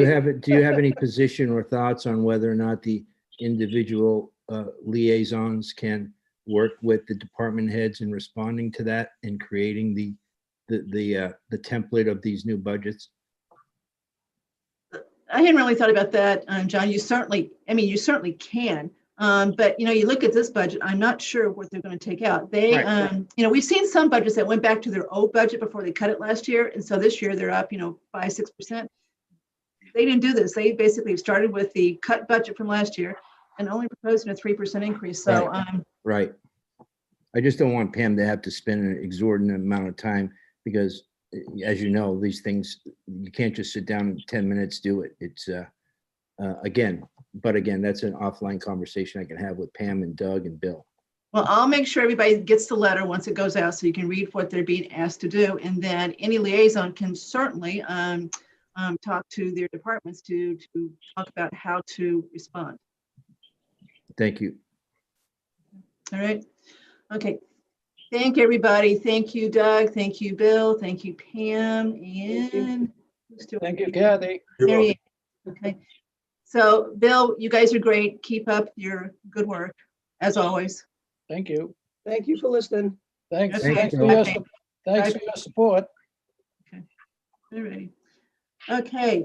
So now John Rooney is going to be recused from the rec discussion. So we're going to move you out of a panelist, John. Okay. Okay. And then we'll bring you back in for DPW. Thank you. I'm moving rec commission in.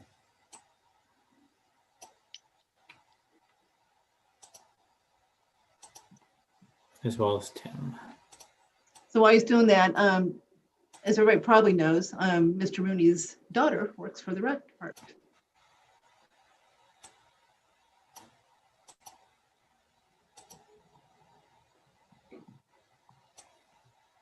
So there's Jen. Hey, Jen. Hello.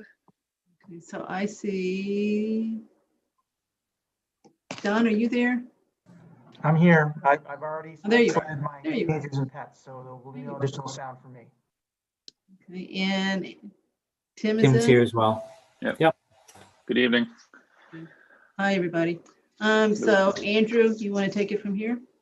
Sure. So yeah, I guess the liaison to recreation for their very extensive budget, which is mostly just salaries. We did talk a bit about some of the long-term strategies they have, and those will continue to keep, moving with the committee and all that kind of stuff. But it's basically salaries, and it's basically the increase of, the 2.5%.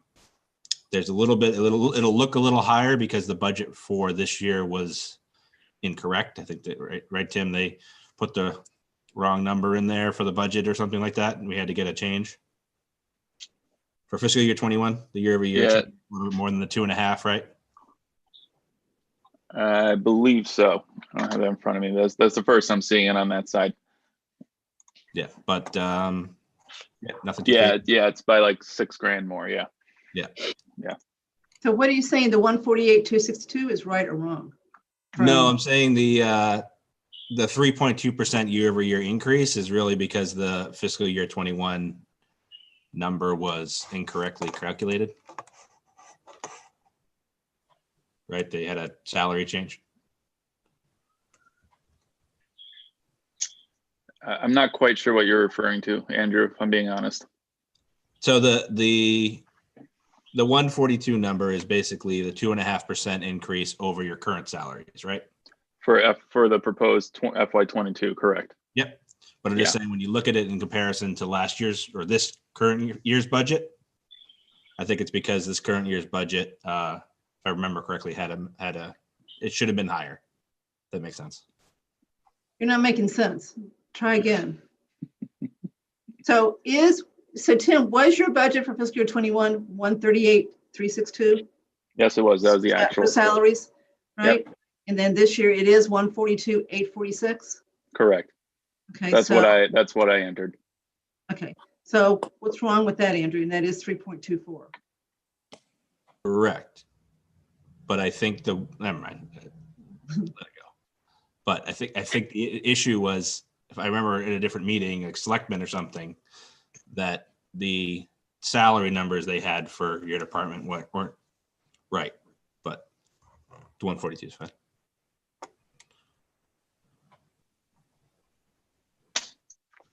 So it's a 2.5% regular as the other one. It's just the starting point was different.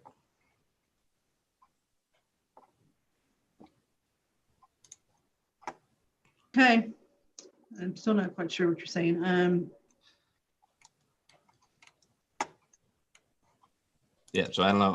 I guess Tim, I'll throw it over to you if you want to talk through kind of the other aspects of your letter, which was great in terms of the COVID related aspect and suggestions and some of the other pieces.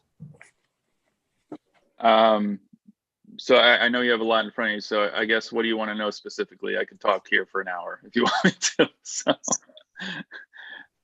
Okay, so start with COVID impact. Okay, easy. So pretty much in March, we shut down mainly. We were heading into a very, very, on our end, anticipated spring summer season. Our numbers were skyrocketing when it came to camp registrations and program registrations. And so unfortunately then in March, we shut down after school programs, obviously for the rest of the school year, as school is in recess and dismissed. And then we made the decision out of safety to call it for summer as well, due to the guidelines that were being put out by the state, by the American Camp Association, being realistic on what our abilities were with the kind of the staff we had and the time that we had. But also, Fay canceled, St. Mark's canceled, the whole area canceled, Northborough, our surrounding towns. So we recognized that we didn't want to be the guinea pig for camp, but also, we didn't want to push the risk on anything. So that was obviously just an extremely hard hit, I think, to our projected and anticipated income. Not so much all profit, but money that we were anticipating bringing in. I was going a little back and forth with Don the other day for refunds just for between March and the start of the summer. We refunded about $125,000 of registration. So pretty significant. And that was only money that we really took in January, February, March. So again, we were on the road to a pretty substantial spring and summer. So that was a big blow to us emotionally and financially. But it was the impact was very strong. I mean, so throughout the summer we were pretty much out. We did do online programs.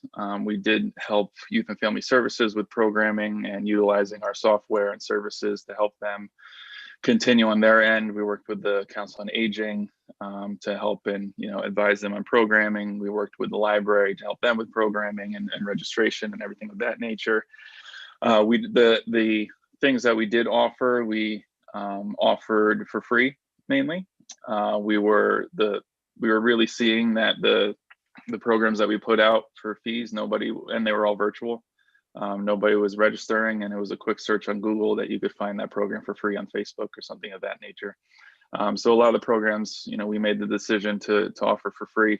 And if we did charge, such as for yoga, which was our most popular one during the shutdown, we really put it at cost. So we weren't making really much on anything.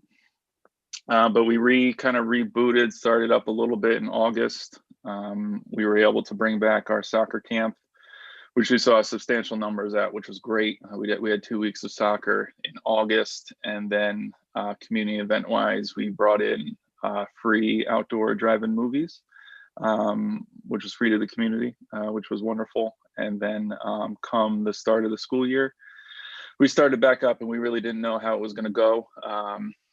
Alex put out a substantial and really exciting offering for after school programs, everything outside, COVID precautions, A to Z, everything in place. And it really just fell flat, unfortunately. And from the surveys and everything that we heard, parents just weren't ready for it. So the traditional 30 to 40 programs that we usually ran for after school programs each season, we were seeing maybe 5 or 6 that were running, and within those we were maybe getting 5 to 10 kids. So much lower than we were used to.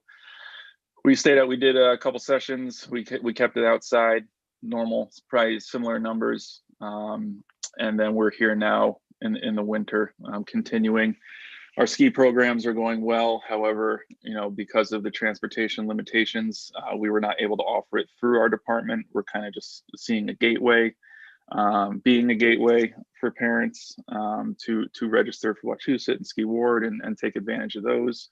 And they're doing very well. And we're having a lot of the community members utilizing our department, utilizing our registration codes and access to these services, but we are just not getting the financial kickback that we usually do, given that our hands are pretty much off, given our restrictions of what we're able to do. And then we're entering our first winter session inside. We do have permissions with the schools, so registration is currently open for that. We're actually doing pretty well. Our ability to do classes is extremely low, as we're only doing one, working with the schools very closely and having a close understanding with them and what they're comfortable with.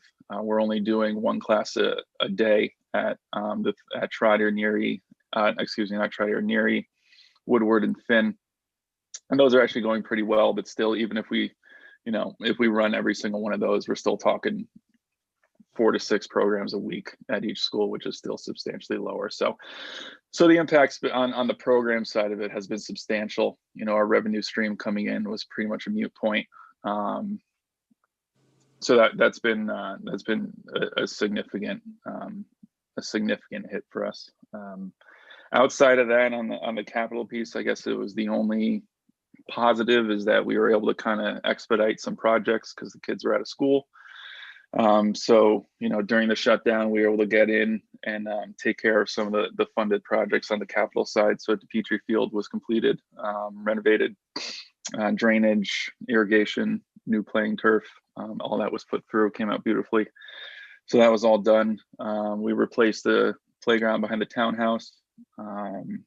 in, I believe it was July. It was completed late July, early August, because that playground did fail inspection and it was recommended by third parties to be removed. So we took care of that. We just recently finished the basketball court down at Fayetteville with the help of Public Works. So we checked that one off the list. A couple more things to do in the spring, but for the most part, it's usable, it's playable, it's open.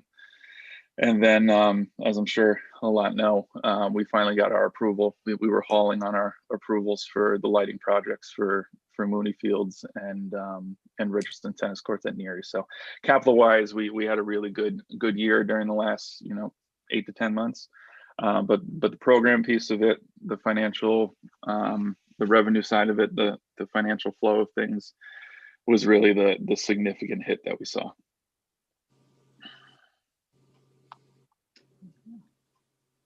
Andrew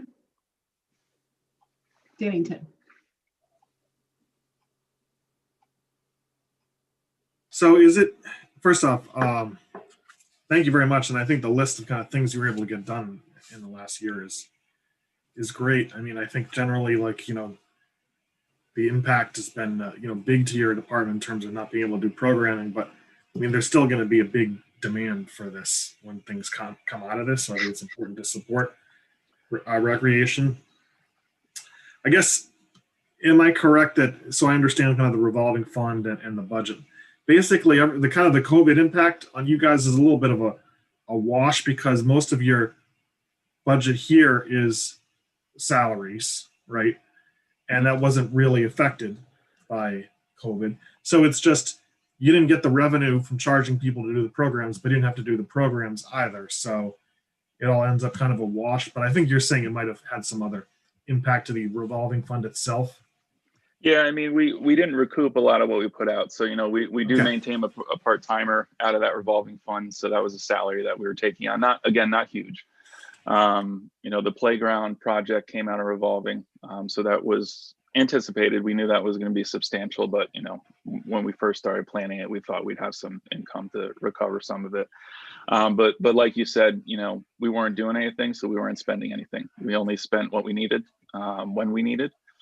Here and there, a couple program supplies.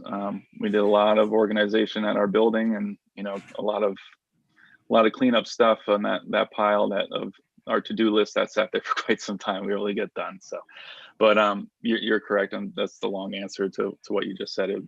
We didn't spend because we didn't have to, so we preserved it to an extent.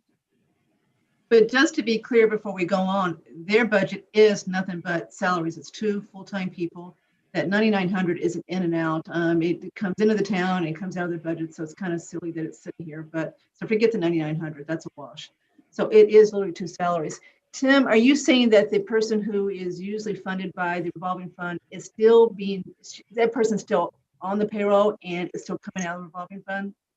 Correct. Yeah, she did. Her hours were, I don't want to say cut. She voluntarily, she recognized where we were at and the need for the services of an administrative assistant when the program season was, again, not really running. So, the hours were cut shorter than usual, but Denise is a 19-hour-a-week employee that is paid from the revolving fund. Tim? Yep. Sorry, Tim Martell. Oh, yeah, I got that. I know. Every time you said Tim, I was going to unmute and say something. So. No, I have no questions. Thank you. Judy? Yeah, I remember the big debate about lights, putting up lights. And this may be the wrong season to ask about it, but where does the money come from to keep up the outside fields? I mean, has that been impacted? So the maintenance of the grass fields and 9/11 come from the user fees.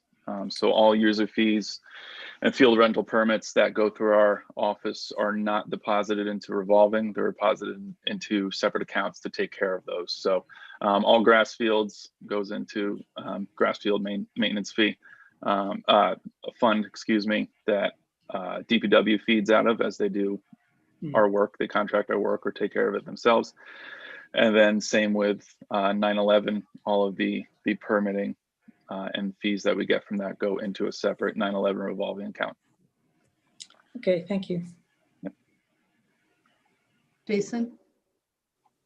So my question is actually a follow-up to Judy's and a follow-up to the comment in item 7 in your letter, Tim, that says, like programming, our field rental requests and use of 9/11 field have been significantly lower due to the pandemic. This fiscal year, we are projected to meet the required amount for the bond payment, but with little additional profit. You're not making the full bond payment this year, are you? It's like it's well over $100,000. No, we're not. So you're making that's a higher what number than I believe our responsibility. I think traditionally was around 40. I think I'm not fully admittedly up to par with the bond schedule of that field. I know Brian mentioned there might have been some changes on the amounts, but no, we are not nowhere near 40, 100. Excuse me. So my question on that really becomes, has the Recreation Commission looked at your fee schedule?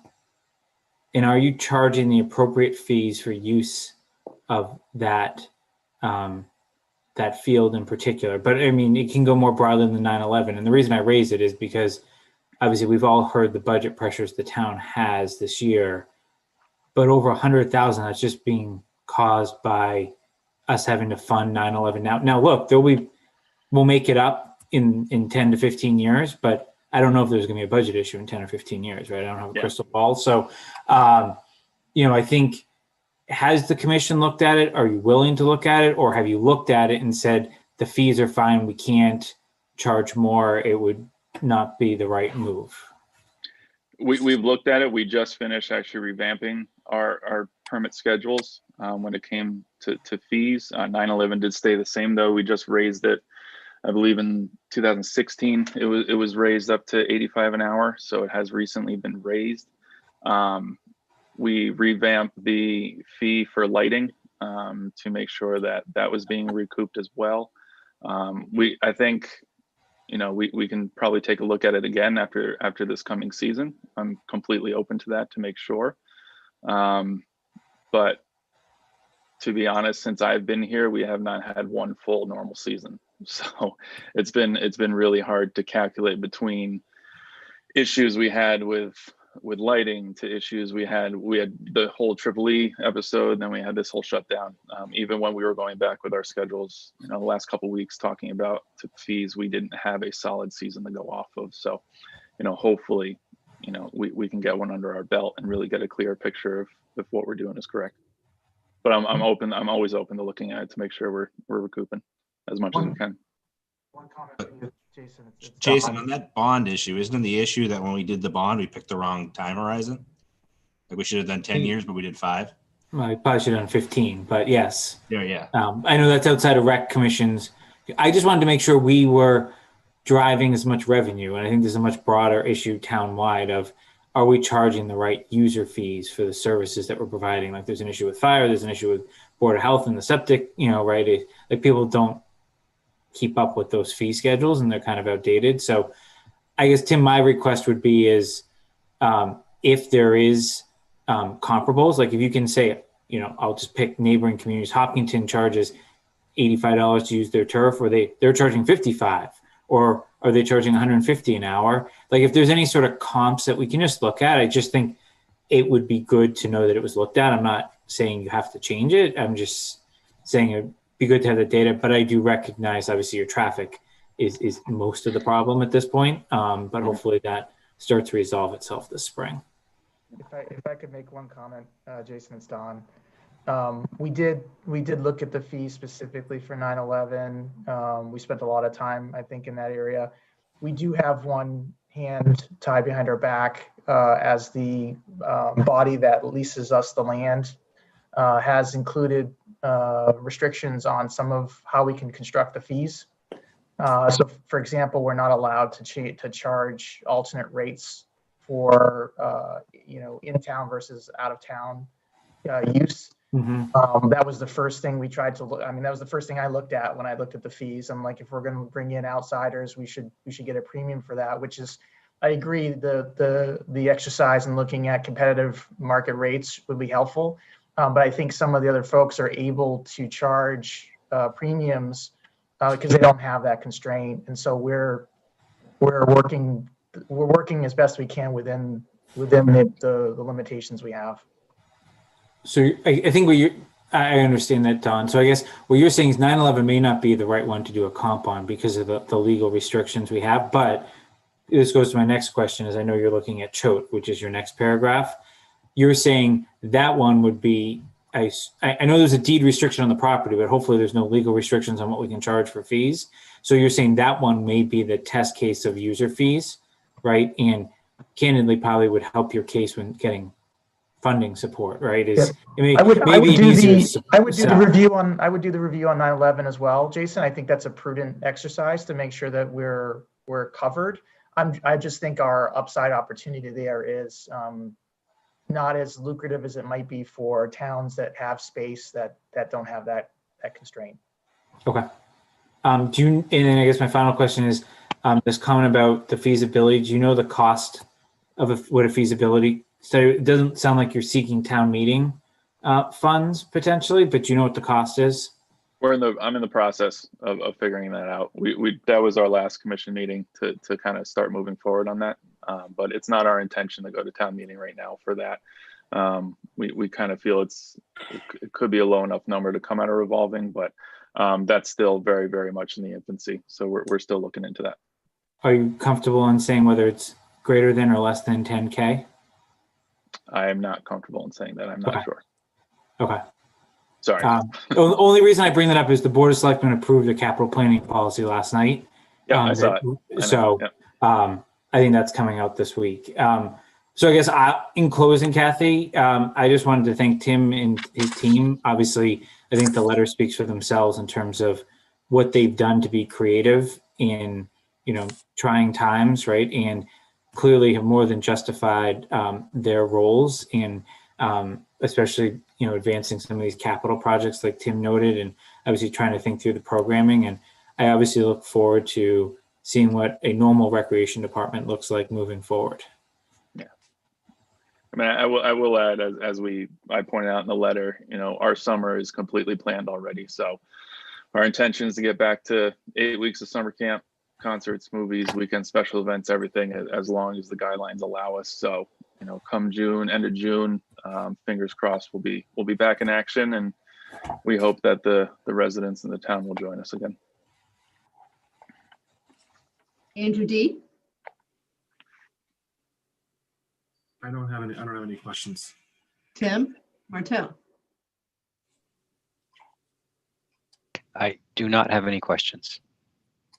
So I've got a couple things for you, Tim Davis. Let me just clarify something. Andrew, this is going to answer the question we talked about today. So if anybody goes to the tab, other sources and expenses on the Excel workbook that we use for the budget, you're going to see where for fiscal 22, there's a big zero as far as money that is coming from the 9/11 revolving fund. And that's because of what Tim just said. There's no user fees for it to fund. So the town will absorb the entire debt service cost for fiscal year 22, at least as planned. Tim, you said something that you may be right about, and maybe I'm just wrong. I know that there is a 9/11 separate revolving fund, but as far as I know, the DPW just includes maintaining the other fields in their budget. There's not a revolving fund in there. That is, the fees for the other fields go right into the general coffers. So I may be wrong, but that's what I think. I believe there's a revolving fund for 9/11 that they utilize for. I agree. I believe that. Yeah, I agree. 9/11, absolutely 9/11. But I thought you also said for the other fields too. You thought that those fees went into some type of DPW fund that they use to maintain them. I don't think that's right, but I could be wrong.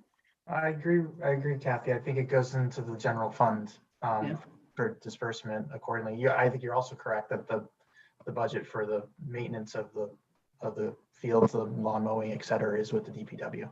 Yeah. Kathy? Yeah, go ahead. Just, I have a dumb question to ask because I don't know the answer to this question. So the bond payment that's related to 9/11 field, what is that for? And, this is a field which is in like an area which is generally, is it owned by the state or by the town? Did we buy it from the state? So Don, what was you the want to bond take payment that one? for? Yeah, I won't get the letters correct, Andrew, but it's the Department of Conservation. DCR. And yeah, it's one of those. It's actually, I think there's another one that has 4 letters in their acronym. They control the land. They lease it to the town. We get funded for that. We move it around, and it takes that sort of allows us to use it. The handcuff I referred to when we were talking to Jason before is because we're using their land, they have put certain restrictions on how we can use it and what we can charge, and that's what governs sort of what we can do there. What was the bond The payment? bond payments we re-turfed the field, so we paid for that. Oh, okay, that's right. And it's a very aggressive amortization. Right, Jason? Right, Andrew? Pete? Yeah, they did 5 years, but it's going to take us 15 years to repay it. It's with user fees. I think it's the simplest way to put it. Tim, go back to the lights. Are you seeing that the lights have been fully approved and they are close to starting to be installed, or is that not what you're saying? I wish. No, yeah. So they've been approved by planning. This for Mooney and Neary you're referring to? Yep. Yep. So our biggest hurdle was getting the planning board approval, which we did. The money's approved by CPC, so that money is already there. We just got our quotes from the Musco Lighting company, and then we are planning to go out to bid. I believe it's going to line up that the bid will advertise by the end of this month.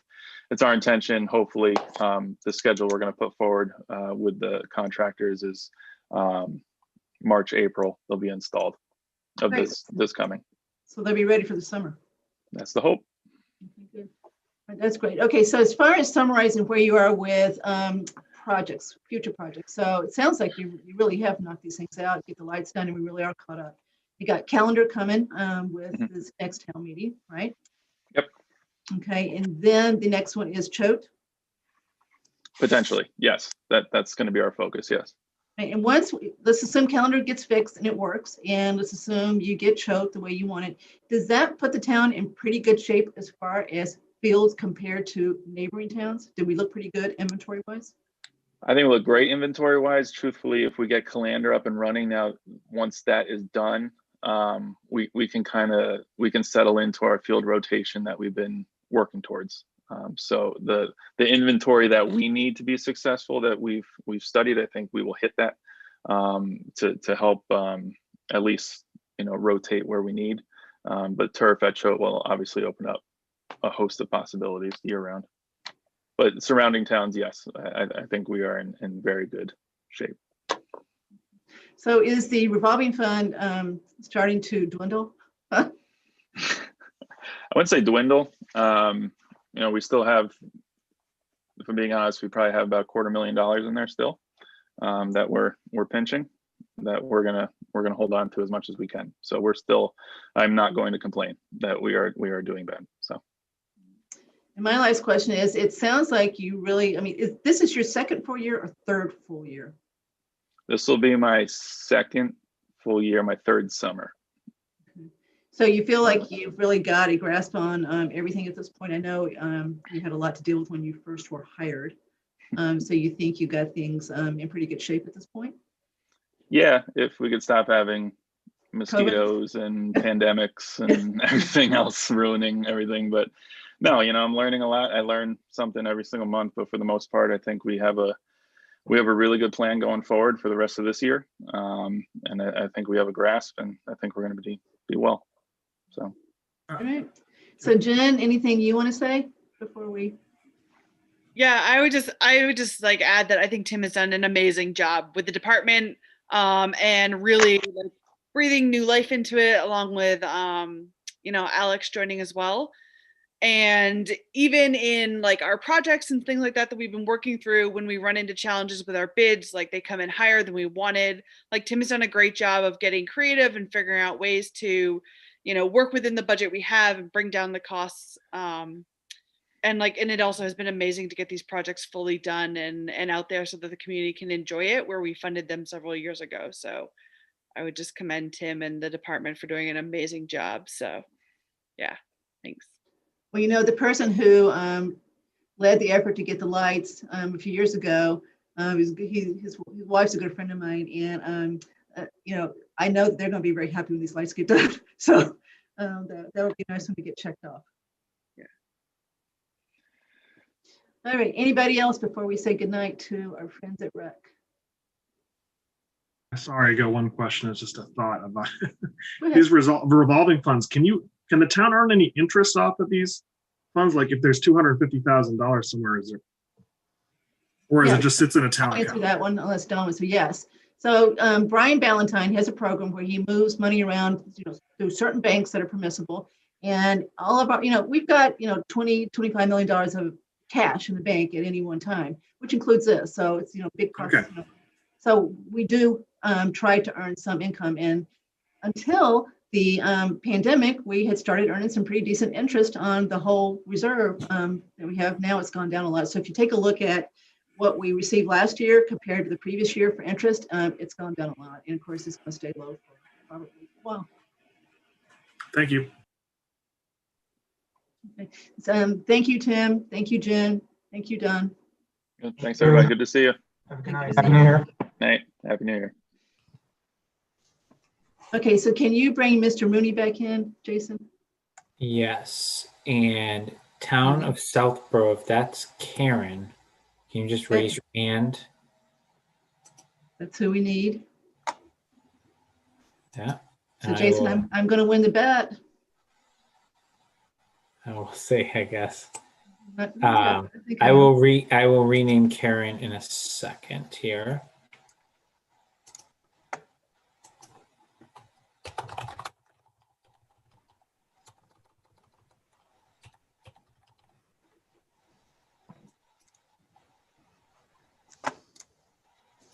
Here she is.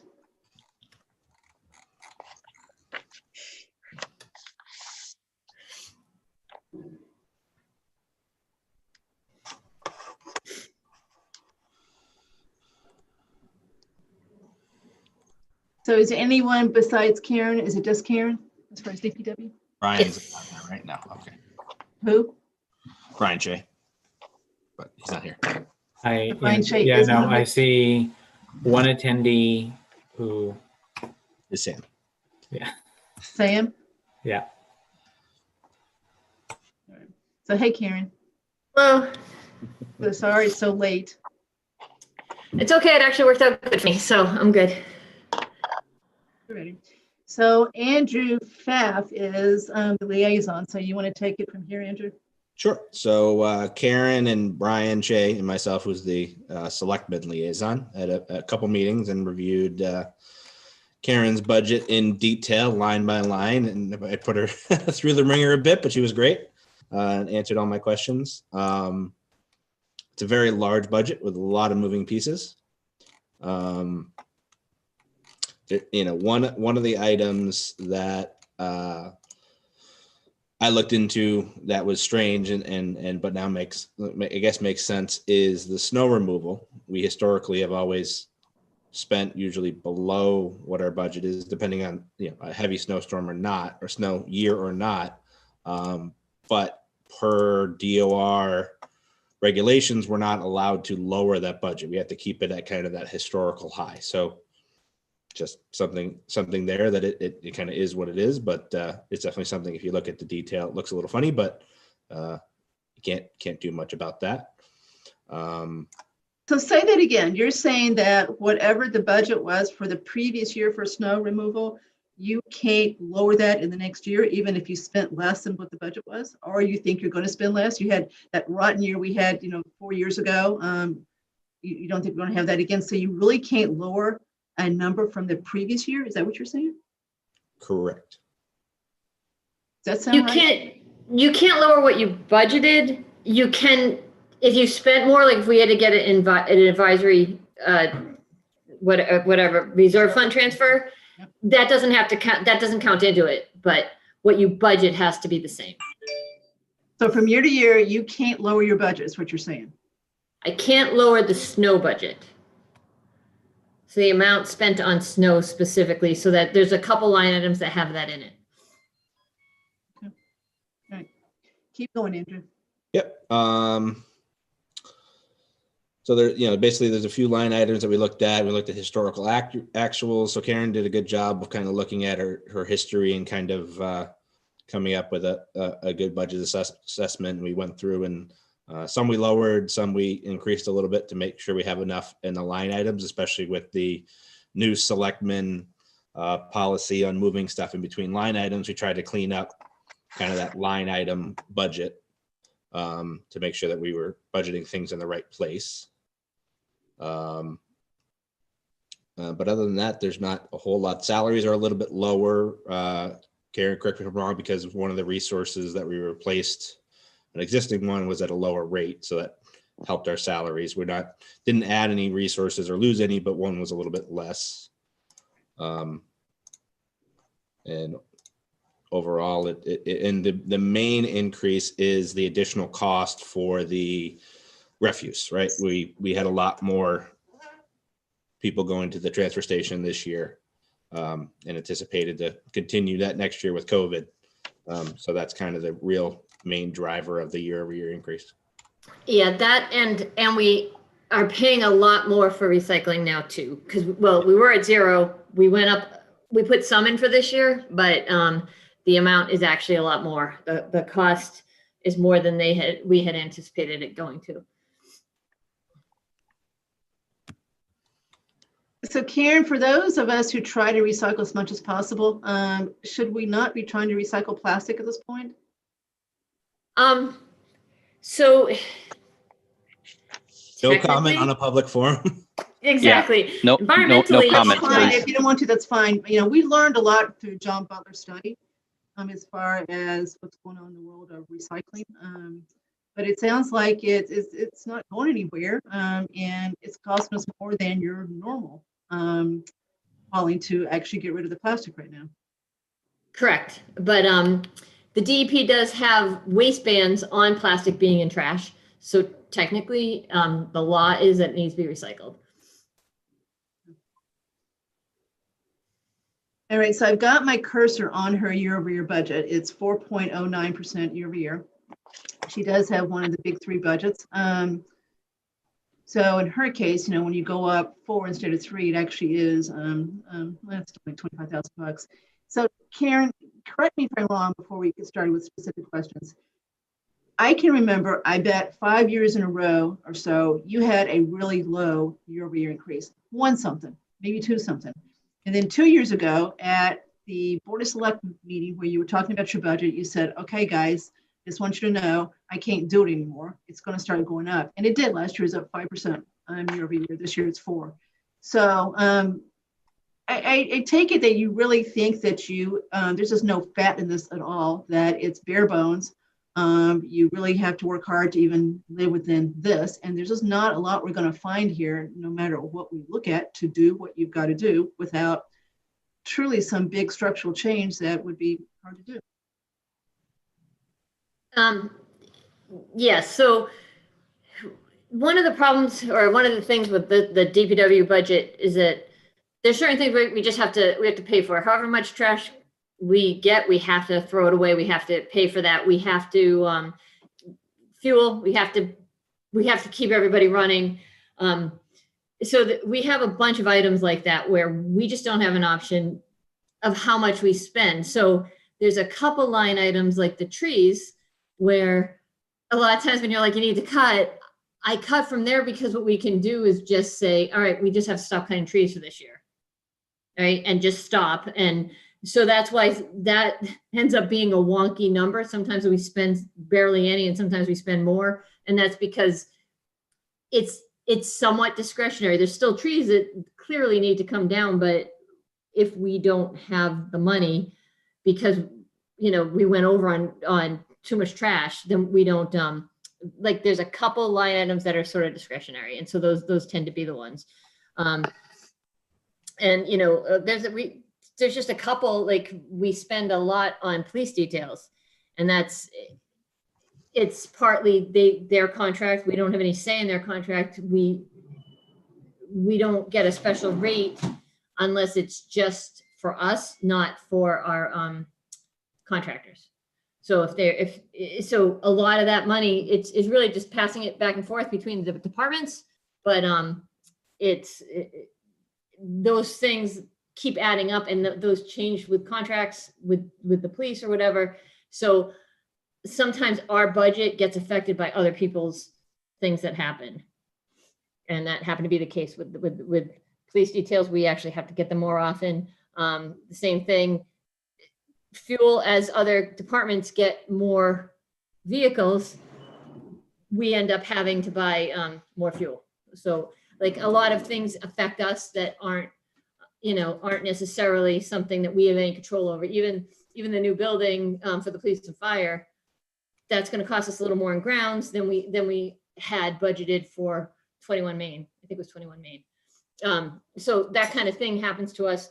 We do budget it in, but it makes us go up, but we haven't changed really our service, or we haven't done anything to create that issue. If that makes sense to anyone. Then Karen, wasn't there another one? We added the irrigation system, so the water was going to go up a little bit too. Yes, and that was for the Petrie field. So we did, that's actually high this year, and it'll be high again next year because we're trying to keep that sod maintained.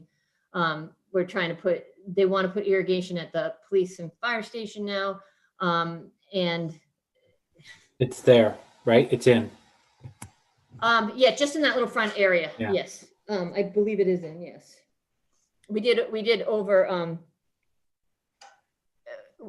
overseed it and put some extra loam down. We're gonna have to do that again next year under this we have a new grounds contract bidding, but we have to do that again for a few years in a row to get that to kind of grow in, right? So there's nothing you can do about the overtime for snow and ice. I mean, it just is what it is. Right. So what we will do is if a lot of times with snow and ice, if we end up spending a lot on overtime in that, we try to just work at that. It's like, all right, things that we might have done that are like a little project that we might do, and we're like, all right, we're going to have to work a little bit Saturday. We'll be like, we're just not going to do the project, or we'll deal with the project and we're not going to do this other thing because we can't do it with overtime. So we do try to manage the overtime if the snow and ice gets us really out of whack. Because obviously we don't want to, we're trying to stay within the budget regardless, and anything we can do discretionary, we will. We try to kind of save up and keep those at bay just until we know what winter did.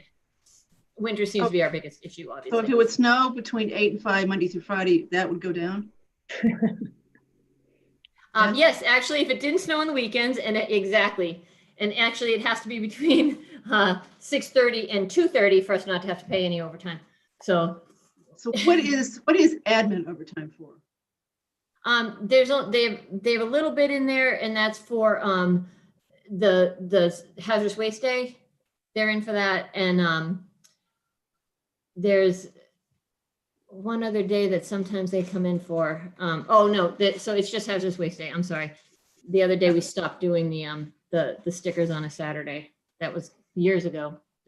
Okay, so say that again. What word are you saying is for what? What day? Hazardous waste day. Oh, hazardous waste day. Okay.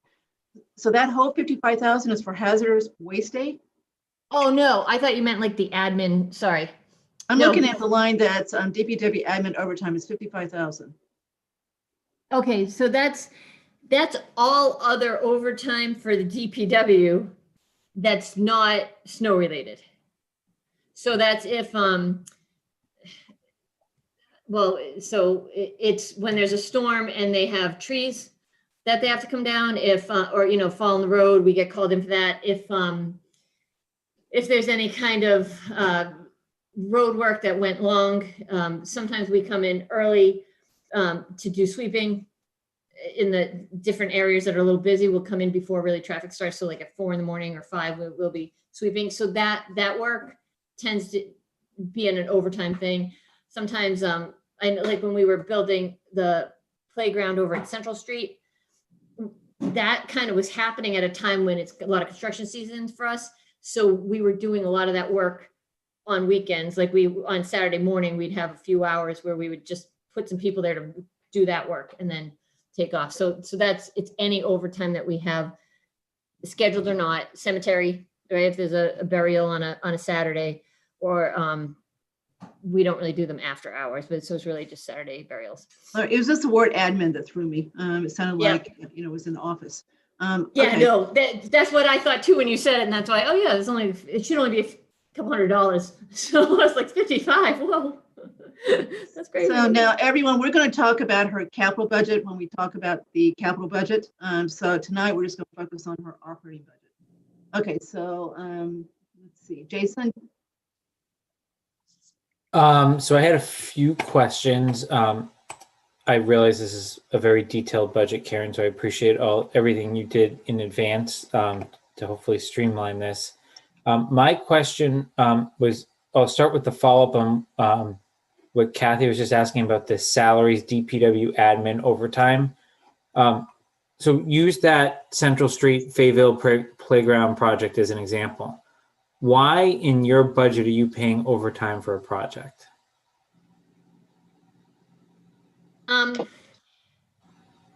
So that project obviously is an older project, the Central Street Playground, and part of the way that was budgeted was for us to do the construction.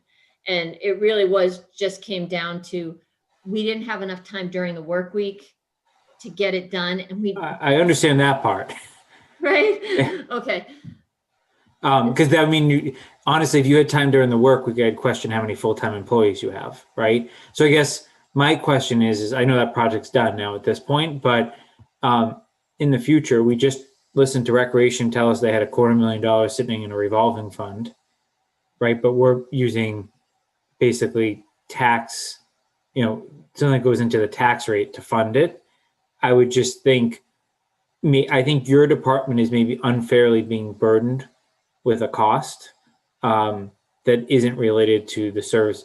I get your people, you probably like the overtime and should continue to do that work if they're capable of doing the work. But I don't know, just that comment, struck me as obviously you have to pay the police for their details, but it doesn't sound like you're getting reimbursed for, I'll call it recreation type items. Now I know you have to mow the fields and do regular maintenance, but that was obviously something that was a one-time type item. So. But Jason, that's actually a great point. So when they approve for the cost of the playground to come out of the revolving fund, the fully loaded cost could have also been approved. That would include what DPW did. So it's actually a really good point. It's not really your issue, Karen, necessarily. So we're just I'm kind of trying to help Karen, but also it shouldn't be in the tax rate is I guess my point if it wasn't approved by town meeting.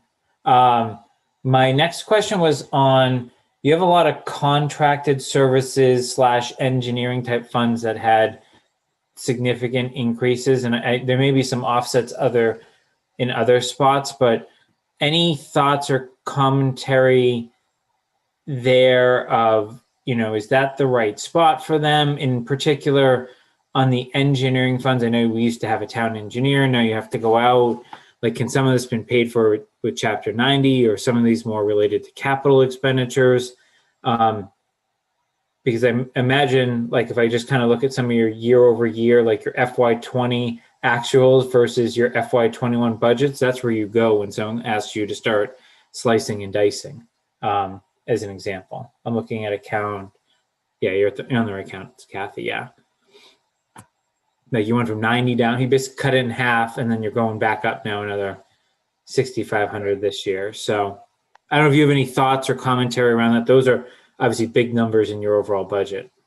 Yes, so our engineering and the other one is that other purchase services, right? And the other purchase services are a real catch-all, but so the engineering budget in the highway side or, tax base, we have in there the stormwater management, right? Which, so we don't, like I said, we don't have an engineer now, but we save a good amount of money by not having an employee doing this, obviously doing that work. And it also, because these people can spend all the time on it. We have specific stormwater specialists from the firm we use. So that's in there. Then I kind of want to call it almost like a discretionary. It's because we get a lot of requests, and some of you live on the streets where it's happened, where people are like, the street's not safe, we need a safety study, or we need just kind of like a lot of people need things looked at a level of a traffic or stormwater or something where it's more of a it's not like you couldn't have just a guy, we couldn't have just, or a girl, whatever, a person here at the DPW who could do all the specialties that we're looking for, right? Because traffic is very different than stormwater. Like everything gets specialized now in the civil engineering. So But you don't think we should have an employee? You know, Sam Stivers has thought for years that we should have a engineer on staff like you used to. But it sounds like you don't agree because there's such specialties that you can't correct. find a person that could do it all. Right. I think it's very hard to get someone who can specialize in all of it, and then we're taking on all that liability or all the problems with it versus having someone else do it. The other thing that get like these shovel-ready projects and stuff, I try to use Chapter 90, but sometimes at the very early stages of things, I'll use the engineering budget to say, look, I just need you to kind of give me an idea, will this work? Because I don't want to go into Chapter 90 for something that we're still trying to concept out, and and it was convenient that we had concept outs and stuff because you guys wanted some shovel-ready projects. But now we're in design, we pay for that out of the road maintenance, or we pay for that out of Chapter 90. But kind of preliminarily shooting it out there and saying, well, do you think this will work? How can we do this? Can you give me a concept plan for that? I do use the engineering money for that. The other purchase services, that's like, it's almost anything that doesn't have its own line item, right? So when we do anything for the trash, the compactor, we have to do maintenance on that. When we have to do any kind of, all the details are on that. All the catch basin cleanings in that. When we get rid of our street sweepings, that has to go there. So that really catches like everything else that doesn't have its own line item. Details are in there too. Yes. So I just think it means almost doubling this year, right? The engineering? No, sorry, the other contracted services. That's what I thought you shifted to, right? Yeah, So- I did. I shifted around. Yeah, so Jason, one thing that's strange with how it's showing on ClearGov is the numbers in one line, but it's really the actuals from prior year are in budget or in multiple. Okay, so where are they from last year? So Adrian? So there's 72 from last year. Yeah, so the 120,000, right? You'll see the 72, but there's Yep. another 26, like if you're looking at fiscal year 21 budget, right?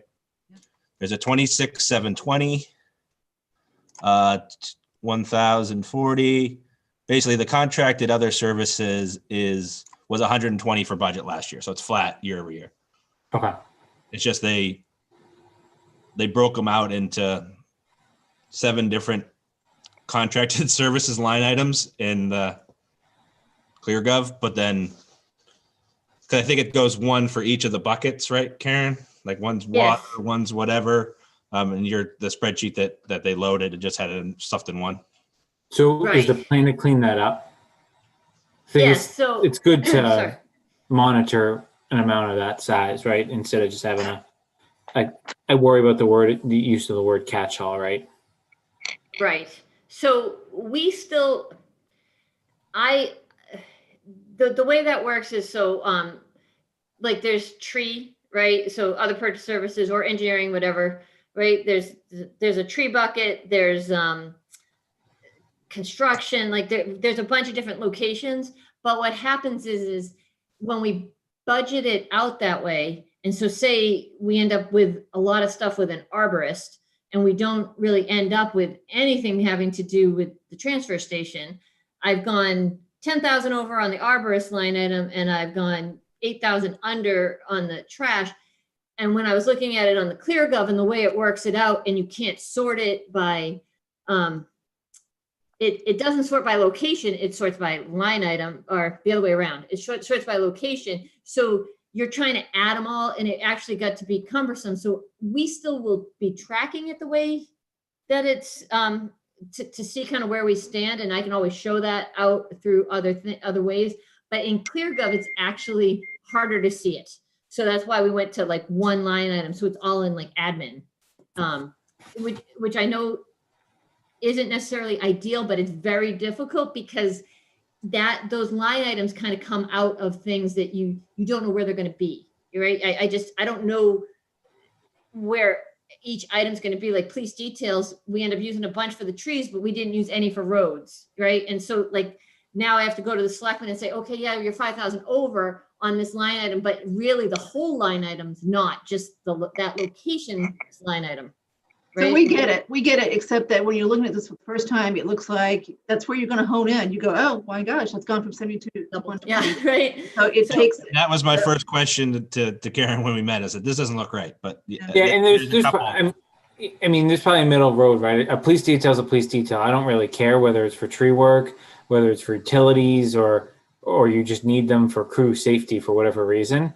But obviously, I think it's important for the town to know like how much you are spending on trees every year, how much you're spending on each of these other things. And if there are fluctuations, I mean, so be it. I mean, I'm sure you're going to have a really good reason for it, but I just think tracking it, I know it's more administration. I just think provides better, because like, right, remember residents are going to have access to this now, right? So they're going to be able to see like where they're spending their DPW budget. And I'm sure you get a lot of people that say, well, you don't spend anything on trees in town, or you spend too much on trees in town. Well, regardless of whether they agree or disagree with your decision, they'll at least be able to see it. So maybe I could resolve it by putting the sheet of the locations and how it was spent as an attachment to the line item of the overall. So that you have that, and then you can see, oh, this is how that broke down. Yeah, I'm good. Okay, I can do that. That easy to do with that. That's it, Jason? Write it down. I'm good. Yes, thank you. Thanks, Karen. Judy? I was just trying to figure out the question of the water budget. We're going to come back to water. Let's stick on the non-water first. We'll come back. Okay, go ahead. That's mine. Andrew D? No questions. Tim? Is capital planning taking up the conversation with John Butler about the transfer station still? Specific to like the actual capital, like improving the transfer station? Yeah. We've basically, it's out of the capital plan at this point. Is we don't see any need to redo the transfer station. But I think that comes with an understanding that Karen will still need to maintain a operating expense to maintain the equipment, and realizing that may increase a little bit over time, but it's also not, I think what we were carrying originally, Karen, $3 million to potentially redo everything. So that's where it's at right now, Tim. So Tim, we accepted his recommendation, which is it doesn't need to be replaced, put $5,000 to $10,000 in the budget each year to keep the hopper up to snuff, and go forward. Okay. What about things like hours of operation and the costs associated with that? I think that falls here. I don't think that's a capital item. Because when John presented to us, I had asked him if he had included in his study the number of trips per day, per hour, etc. And he said that he chose not to look at that information. So I was wondering how much time are we spending, or how much money are we spending at certain hours of the day on certain days where utilization is close to zero? And is that a chunk of money that can be saved? Karen, have you ever spent much time trying to do some type of study or review or simulation as to when people use it, so that you might be able to maybe vary how people work?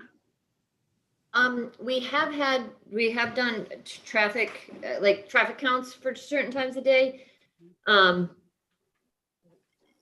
We're fairly steady most days. Thursdays are really only day that has kind of more slow times. But the problem is that people actually want to open more, not less. So it's one of those things that, as one thing that Mr. Butler had said was that, the less convenient it is, the less people who will use it. And then we end up, the cost per ton, it does go up because people start taking private haulers, which, you bring it to the edge of your driveway and you're good for the week. So that was one thing. It seems like people actually really like the 40 hours. And, the Saturday is good. And we definitely, people we get people waiting to go in at 8. And we have people who, when I'm leaving, like they're just pulling in at 5:06 to go through, so it really stays fairly constant. People do come multiple times in a week too, and in a day. It's weird. Okay, well, I mean, that doesn't have to be addressed now. It's something that I was thinking about. Wednesday, Thursday, Friday, Saturday, 4 days in a row, with 2 days off. So it doesn't to me seem like it would be steady. Then again, I haven't seen any data, so I'm not going to comment at this time. So. If the selectmen are interested, we could do a count, I think. Easy enough. I have to get somebody to count it. Wouldn't it be skewed now, given everyone's home? Right? Yeah, like, that's true. are you saying you would do it? I mean, I don't know what the balance is, right, of pre versus post pandemic, but I gotta imagine your Wednesdays and Thursdays look a little different than they used to look. Yeah. You're right. Everything's kind of wonky right now with timing. Anything else, Tim? No, I'm good. Hey, Karen, do you work with the selectmen on the sticker fees every year as far as the price? Who actually sets the fee? Selectmen? Selectmen set the fee. I usually give them just data to show what it is and what it would be to totally cover the cost and what it is we've traditionally over the last probably 6-7 years kept like $100,000 of it in the tax budget. But it's really not a number that's, because the money doesn't come back to us. It's not a functional number. The way I look at it, I look at it as more of a sort of a political choice of how we want to run it or what kind of money we're getting, because it goes to the general fund, right? So that's sort of why I just give them the data and let them kind of pick. Fair enough. Mr. Mooney, do you have any comment on what she just said as far as the selectmen's philosophy on pricing the stickers? No, it was, as Karen will remember, it was individual insofar as certain selectmen, when I was on the board, wanted to have the entire cost to go into the tax base. And there was others that, to the other extreme would be a user fee type of arrangement where by you use a certain amount of water, you pay for that water. If you throw away a certain amount of trash, you pay for that trash. So, politically, or the philosophy is so individual, Kathy, that again, those were the two options, but they're really, at the end of the day, I thought, and what Karen said is that I guess a small portion of it is reserved to the tax base and the remainder gets funded by the sticker fees. Yes, I guess there was a compromise. So we did talk about that a little bit as far as philosophy, and I still say I don't think anyone's made a very good case to put it into the tax base completely. And I think you can make a better case to fund it completely with the sticker fee, like we do the water. The water is totally paid for within the Water Enterprise Fund. Okay, so probably enough of that. But we're just desperate for revenue right now.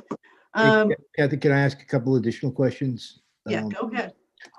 Karen, Happy New Year. Thank you for what you do and the staff here is assembled. Let me add, when we started the recycle program, one of the benefits or one of the attractive components of that was, obviously, in addition to the environmental issue, is that it was free insofar as it was taken away from us and we didn't have to pay anything. That now has changed. Can you give us an idea, or is it somewhere in this data, what we pay on a yearly basis to recycle or to have the recycling taken away? Currently, so it's really not in here. It's in the budget, the new budget we're asking for, but we were at 0, right? I think I budgeted this year for like 1,500 to 2,000 a month, but we're really closer to 4,500 a month, 4,500 to $5,000. So that's really, that's why there's such a big jump. It is far from free now, obviously. So it's about $60,000 a year of our refuse budget. Yeah, is going to go to recycling. It's about 18,000 goes for the brush, and you know, that's more in like the $22,000 range, and then the rest is all refuse. Yeah, and do you know, I mean, is this pretty much state nationwide in terms of the recycle no longer at least being attractive from a savings perspective? Again, it's certainly attractive from an environmental perspective, but this is something that's not unique to Southborough, correct? Correct. It's not even just nationwide. I believe it's almost worldwide at this point because of just, I think China used to take it all and they're not. Yeah, and you probably can't answer this, but do you know whether or not there's been an impact on or a reduction of recycling in an effort to save money? I haven't seen it in our recycle numbers. Our recycle percentages have not been all that enormously huge to begin with. Like I said, it's technically a law that certain things, like there's a waistband, things that can't be put in the hopper and that we could be fined for having if they come in, because they do come and check periodically. Yep. We've been fortunate. We've not ever been fined, but they do notice there a lot of times they're like, geez, there's a lot of cardboard in there.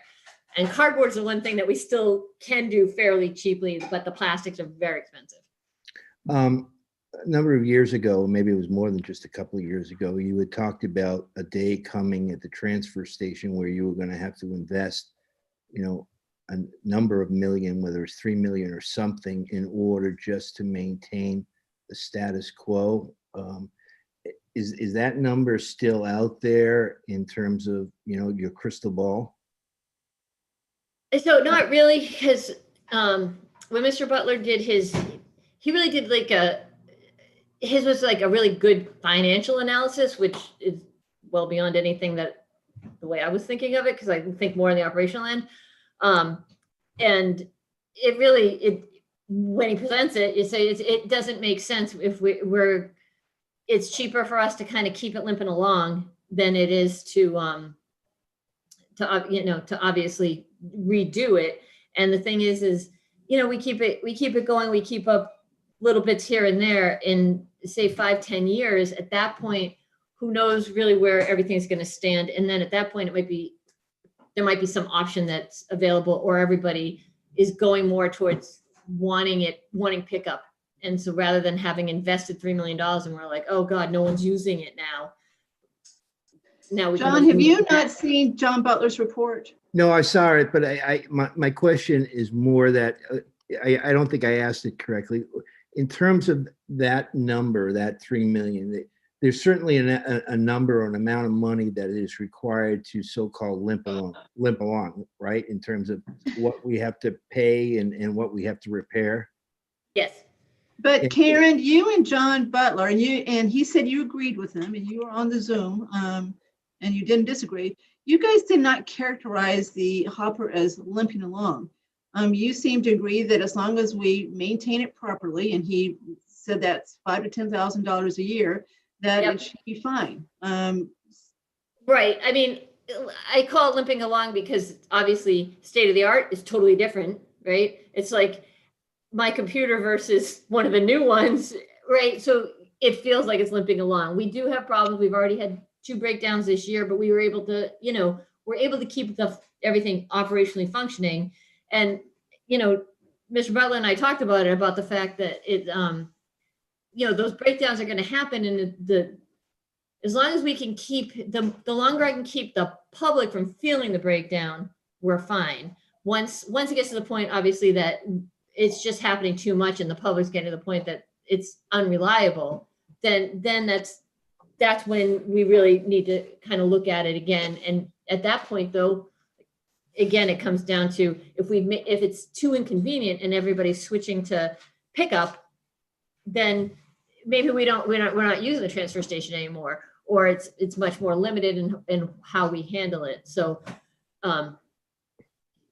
limping along, probably not the right way to say it, but it's not, it's like if you have a race car or if you have a 1970s Chevy Nova, right? Like one's going really, it's just, that's all I mean. There's nothing wrong with the 1976 Hopper. It's just, we do have to maintain it.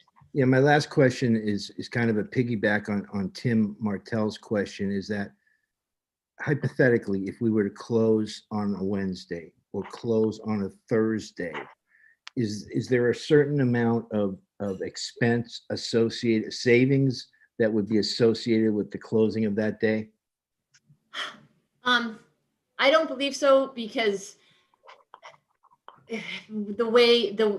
have 10-hour work days, right? So those two staff members,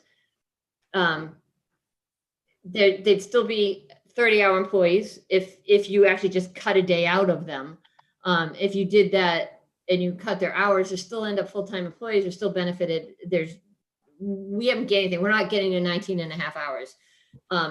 And they still come in and plow. They still come in and do emergency work for us. So we really, you don't gain like an FTE loss. Okay. That makes sense, Yeah. right? Yeah, that's what I was looking at. In other words, if we closed it 1 or 2 days, we still have to occupy those hours somewhere. And I think that's where Tim was going with regards to, is there a possible savings here by constricting or reducing the number of hours that the transfer station was open? But it doesn't sound like there's a significant, if any, savings because of the hourly requirement. Right. I don't believe it would be. John did address that, and he concluded there was very little savings because most of their costs are fixed costs. They're not variable costs. So he didn't think there was very much at all to be saved by trying to reduce the hours somewhat.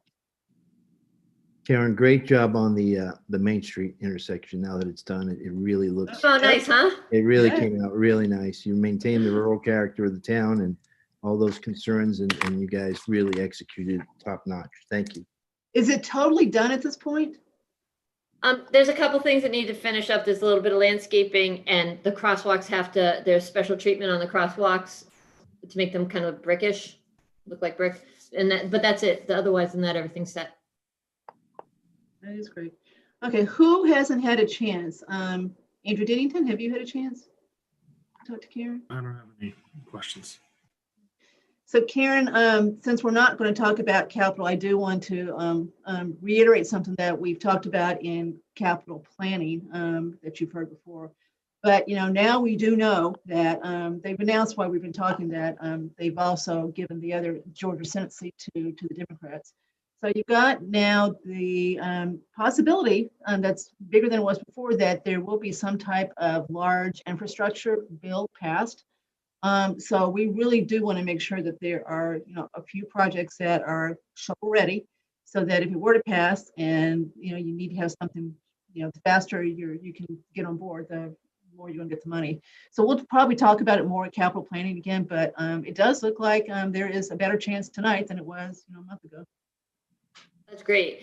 The selectmen did give, I brought a few different items to them for at least survey work, so that we have that on the shelf, so that if something comes up and that something we're looking at fits in, we can turn it right into design quick and get ready, have it shovel ready within basically a few weeks. And they approved that, and they were totally enthusiastically supportive of the idea that we have some projects sitting on the shelf ready to go. So it'll be, we do have stuff in process right now. And we did just apply for that shared streets grant. It actually, yesterday was the grant deadline for the section we were applying for. They wanted a clarification today, so they're at least looking at it, and we should know by the end of this month if we get that. And if we do, then that's a project that we'll be able to start, that we have $280,000 towards. What did you apply for? So the St. Mark Street and Route 85 intersection, to kind of fix that, put sidewalks in, have some gathering spaces, because it has to be related to this shared spaces. So they've been looking at native species gardens and stuff at the library. So it's like a continuation of that with some educational and some historic walkways. Historic walkways meaning the walk that's historic, right? Like to historic places, like the walkway is not historic. And then it also obviously has drainage and all that, because it's still a road project. That part wouldn't be covered by the grant. That would have to come out of Chapter 90 or roads. I hope we get it.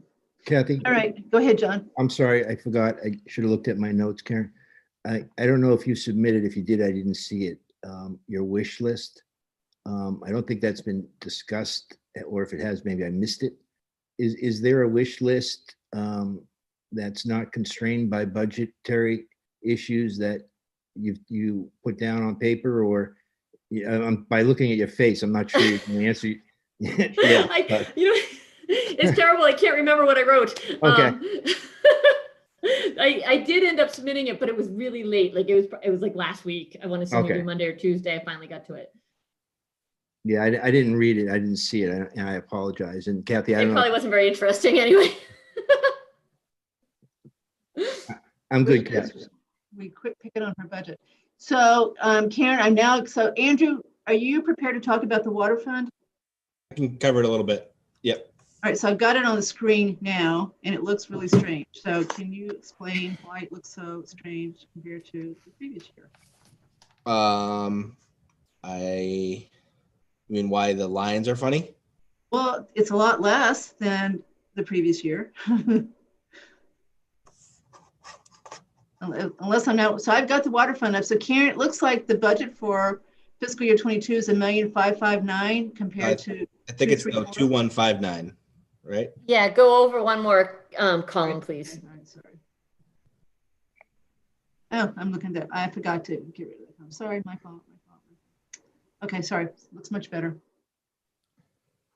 Okay, so before we get started, in the past, we've never paid much attention to the water fund, even before it was an enterprise fund, under the theory that whatever we need to raise the rates to, we would do and cover the costs. So we weren't that worried about it, which I'm not sure is a great attitude, but anyway, that's what we did. So we never paid any attention to it. So I think we should pay a little more attention to it this year, given this is this our second year's enterprise fund, Karen?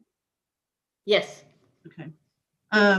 So with that optimistic assessment, so what should we know about this that maybe we don't? What should we understand?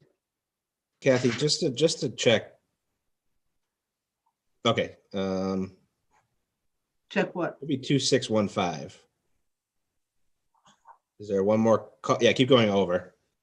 I think you're missing. I think you need to customize your display and add the fiscal year 22 in progress. I have no idea what you're talking Sorry. about. There you Okay, go. He's There you right. He's right. He's right. Okay, there we go. Okay. Okay, so again, everything I did before, the actual proposed budget is where my cursor is now. You can see. Yes. how I Yeah. look at this. So 11% year over year increase. Okay. And I have it here. So the water change year over year is up 17% for the town as of November. And Karen, I don't know if you have December's report yet, but The water revenue. for the water usage from the MWRA. Ew. So this through November versus through November of last year, the town's up 17.4%. And then our share last year was 0.43% of the total 268 million of MWRA, and it's, increasing for next year up to 0.451. So our share is going up. The MWRA overall assessment's going up, mostly because we've increased our water usage more than our surrounding towns or the cities, which maybe don't have much lawns and irrigation and people home or something. But Are people showering more during COVID or like? I don't know about you, John. I think they're showering less. I mean, a 17% increase to me seems like a lot. Really? My gosh. You don't think so? No, I do. Yeah. Absolutely. So you have to think about, we had a couple things. So it was a drought, so a lot of lawn watering. But then you have people were home and there was a drought and there weren't a lot of places to go. So there were a lot of pools, a lot of kiddie pools, a lot of sprinkler systems like to play in. And then you think of the fact that when you're usually at your office and you go and you get a glass of water and you go to the bathroom and you flush and all that all happened at your house instead of at your office. So there's water usage during the day that you use that you're using now normally at work, but now you're doing it at your house. Hey, Andrew Pfaff, is that a money that can be recovered under the CARES Act? No? Hey. I'll give it a shot. I'll give it a shot. That's what we need. That is creative thinking. That's exactly what we need. So very creative. But Karen, everybody else had a drought too, and everybody else has got COVID. So why is ours up so much more than others? Or are you saying, well, it may others up too? So you have to think of it like on the idea that Boston, okay, they're like the biggest share of the entire MWRA usage, right? They use less of their water is used on irrigation, and a lot of it's used in their work buildings. So their work buildings are empty.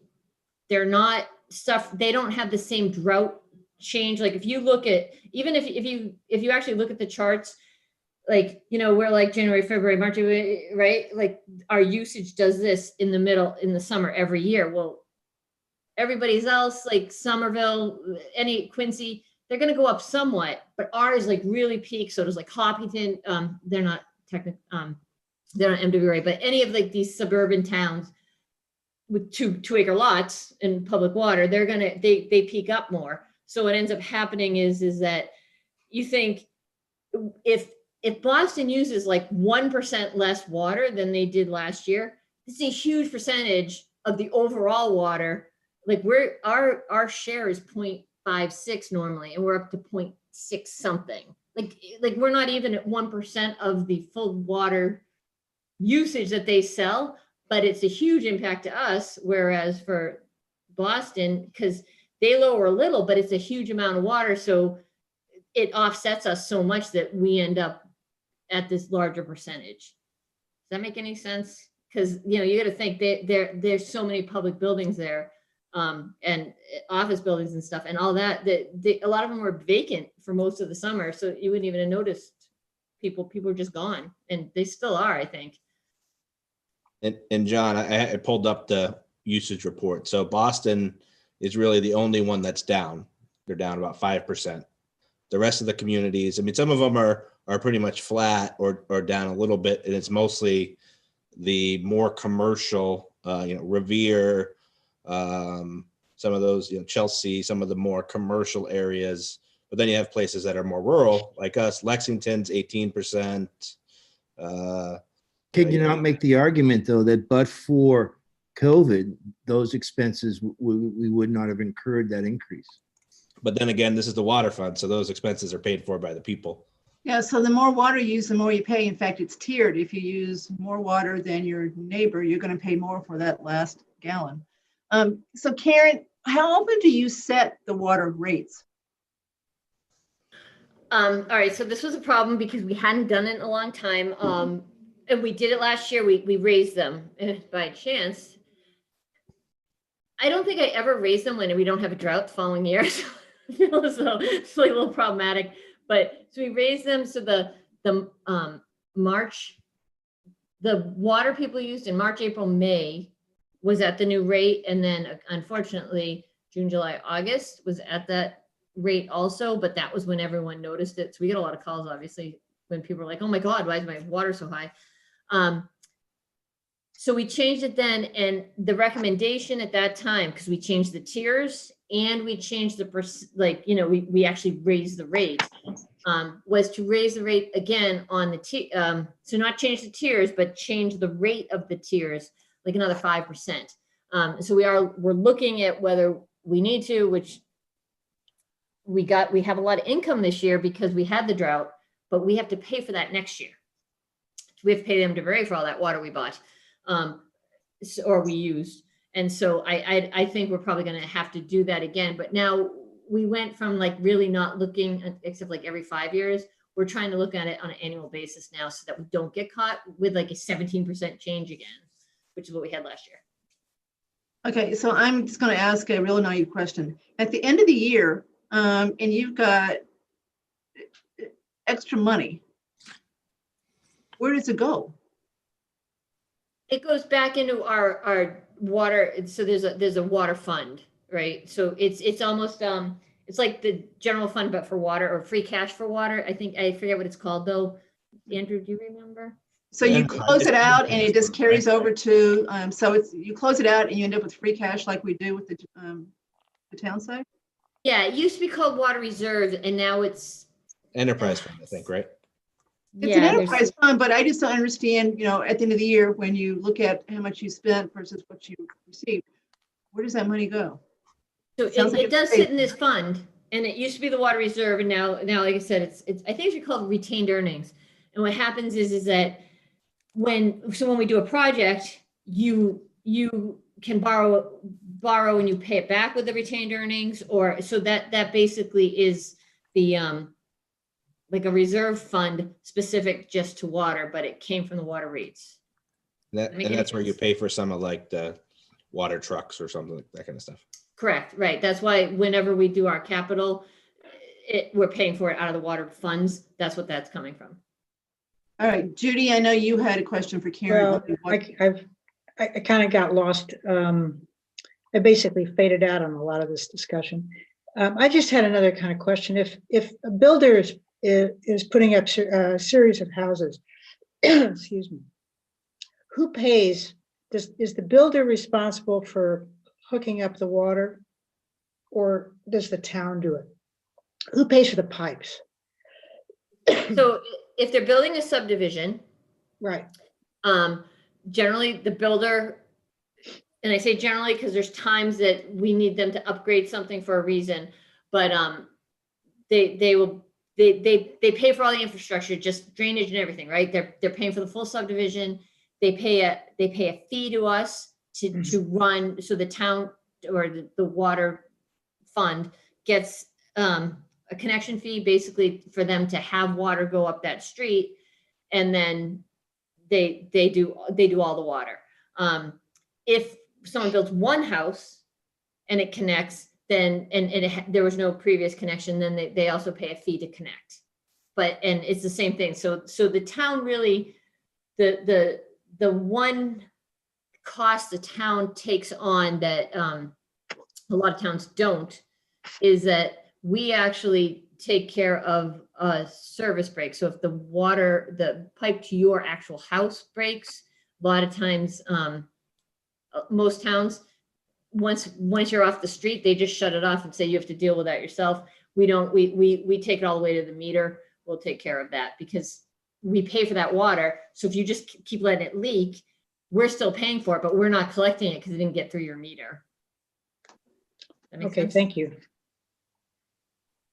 So Karen, Andrew, did you take a look at the computation that Brian Ballantyne does as far as allocating the indirect cost of the town to the water fund?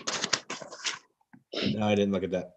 So can you do that? Let's just make sure that we think that we're being as assertive as we can in that computation. It's not it's a pretty big number. I forget what it is, but it's not a small number as far as doing that. That's part of the enterprise fund. So we get that back from the water fund. Okay, Yeah, anybody else have any questions on the water fund? Go ahead, Karen, sorry. Sorry, I was just gonna say, because the 2159224 is actually like the operational budget, and that the 2615 piece is actually bringing in all those other costs and bond payments and stuff. So that's all that's why that one's higher, and that didn't used to be in the budget, like it showed separately because we weren't a enterprise fund, which is why it'll look kind of higher than those previous years by a lot. And then last year we didn't have, because of the way it worked, we didn't have water reserve or so it still looked kind of level because all that money kind of just sat somewhere. And we couldn't like the bonds and stuff, payments. I'm not 100% understanding how the whole thing works, but we couldn't put that into the budget. It sat separate, and now it's actually in the budget. If that makes any sense? It's totally a Brian question, but Yeah. I just know that happened. Anybody else on water? I had two very quick things. One, I believe there's a capital item for the hook lift truck this year, which is partially paid out of water. That's not in here. So just, Andrew, I mean, obviously you know all the details, but I think we should make sure that Brian gets it in there. I know he has the general fund piece of it, but he doesn't have the water piece of it. Or at least I can't see it. It may be in here somewhere, Yeah. but Okay. my guess is it should be under water articles based Jason, on are how you they talking did. about a capital item that should be in our budget that's not in the budget?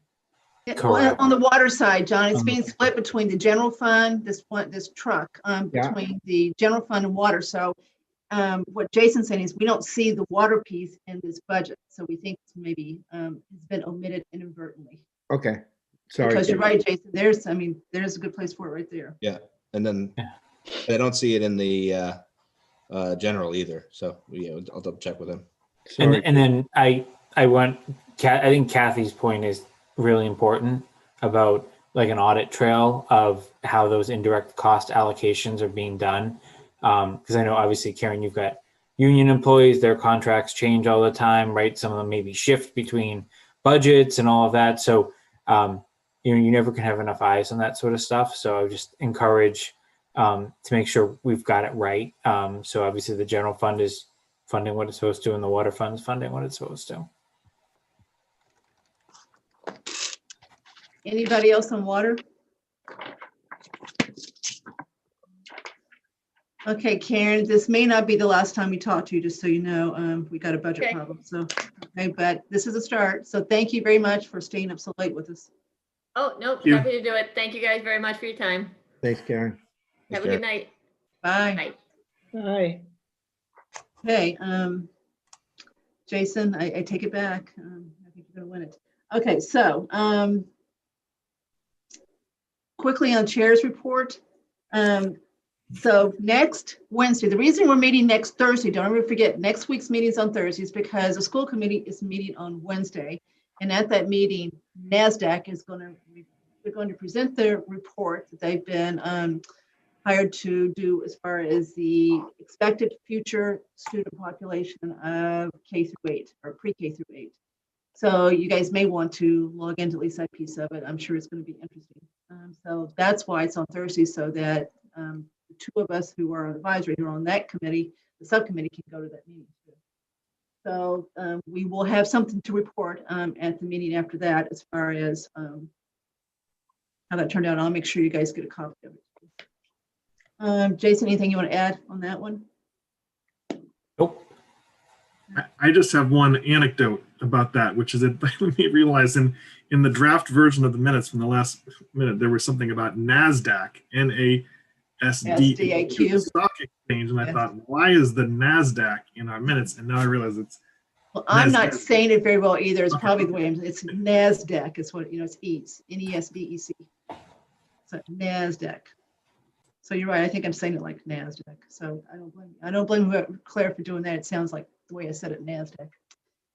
Okay, budget process. So we continue to show with the budgets that are in a pretty significant year-over-year expected tax increase to the average house of about 9%.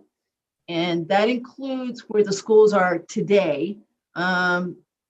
Maybe, and they'll continue to look at this. Maybe they can get theirs down a little bit, but there's not a lot of great ideas out there right now to get it down. So if anybody tuned in last night to the BOS meeting, they have asked Mark and Brian to basically go through an exercise similar to last year, where they focus on just the operational budgets. They're leaving capital alone now as far as what's been presented.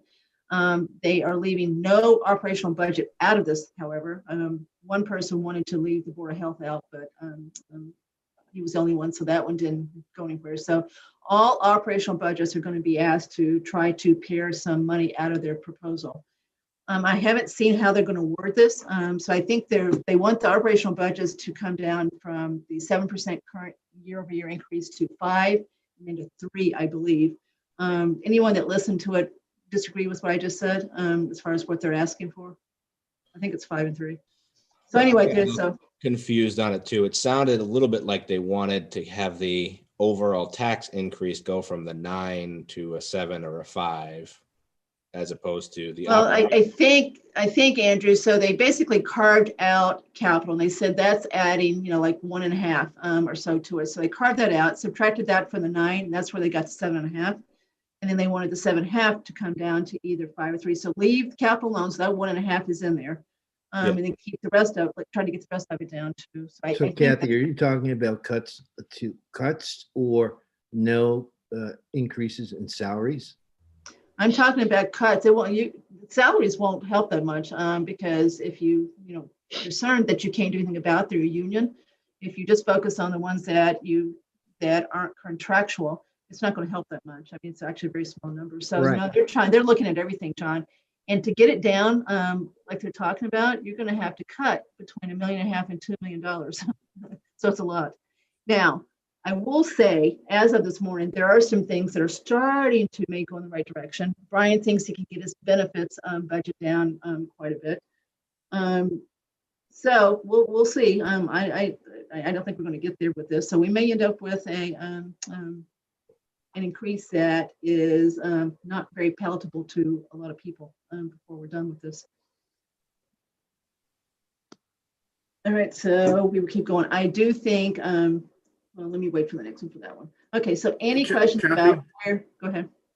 Just kind of a summation, I think so that 9% that is not just due to the fact that the last time around there was a contemplated September town meeting just to deal with some capital items. It's just a whole bunch of other things that are.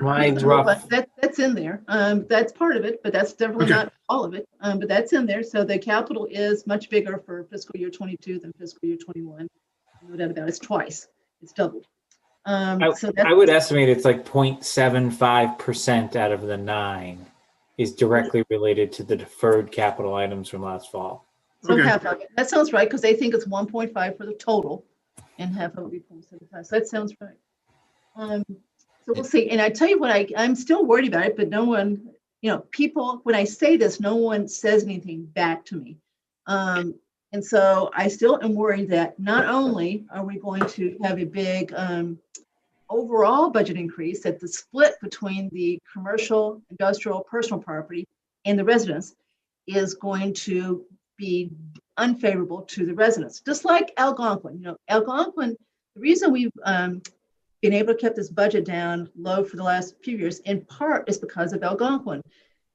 Northborough continues to put more kids percentage-wise in the school than we do. So every year, even though their budget goes up quite a bit, our share of it goes down because Northborough is absorbing more of it. And so the same thing I think is going to happen this year with the split between residential valuations. In reality, though, Kathy, it should not be a surprise. No, but we don't do that. Doesn't get finalized to after town meeting. You can still pick up new growth through June 30th. So Paul Sabelli does not finalize that to after that. So we go into town meeting acting like we know what the impact is going to be to residences, and we really don't. So you have to be careful what you say. So you'll hear me always say estimated, because the final piece, there's two pieces that occur after town meeting. Number one, they've got to finalize the other revenue to make sure that the number in our budget is one that they can still live with now that at that point they know more. And number two, the split between CIP and residents doesn't happen after that too. So I'm just worried about that because I think valuations for CIPs are going to go down 1/1/21. we're in the abatement season right now, so we'll see soon who's applying for abatements with that. And so Sabelli can certainly update us as far as where he thinks it's going, but I am worried about that too on top of it. And normally we don't worry about that. So we'll see. So we got work to do. I do think town meeting is not going to happen March 20th, which I think is going to be a good thing for many reasons, but we will have more time, I think, to work on this based on what I've heard recently. Right, anything else as far as overall budget? Jason, for capital, I think, with the budget way it is, it might be worth to look at some of the stuff and whether or not we want to look at moving some of that from general fund to bonded. But it's on the agenda for Monday night. Perfect. Okay, the advisory bylaw change is going to be discussed in more detail next week when we've got a little bit more time. So I'm going to pass on that one. Kathy? Yes. Sorry to interrupt you. I just had a thought to put out there, which is for something like this where it's been kind of a recurring item, and because it tends to come at last, and it requires some real focus. What about just having like we could have a one-off meeting that would be at not necessarily our usual time, but just focus just on that, where we would kind of be resolved to get it done. And so we'd be focused on only that issue. We could do it because it's becoming quite complicated. Which is it's complicated. Well, what single we've actually got an talking issue about? right now. We're talking about the issue, John, about the advisory committee bylaw, where the emerging consensus seemed to be that we were in favor of reducing the size of the committee from 9 to 7, and then dealing with this issue about the restriction on advisory committee members serving on other committees. Are you suggesting we have a separate meeting just on that issue? Yes, because it's important, and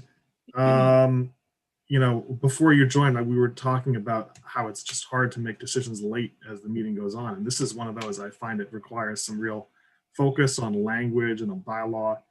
It's just easier to do it if you have one little standalone meeting. It's like an hour. And it's gotten much more complicated than even that before. That's why it's probably a good thing to do. We've actually got a problem right now in the committee, so that we better get resolved. Okay, so that's a good idea, Andrew. So I like that one because it's important. Next one. I'm sorry, Kathy. Did you say we have a problem within the advisory committee? We do. The bylaw as it's currently written basically says that the person who's on the other committee has to basically recuse themselves from any discussion of that committee's work when it comes in front of advisory. And that person can't be counted as far as a quorum. And therefore, you've got to still have a quorum without that person being able to be counted. So, we really meant well, but we've got 3 advisory committee members on capital planning. Jason was on capital planning first and then came to advisory. Andrew and I both got appointed from advisory too, but nonetheless, we got 3. So our quorum is still 5 because we still have a 9-member committee. So we need 5. We only have 7 on advisory now. Take the 3 for capital planning off. We don't have a quorum.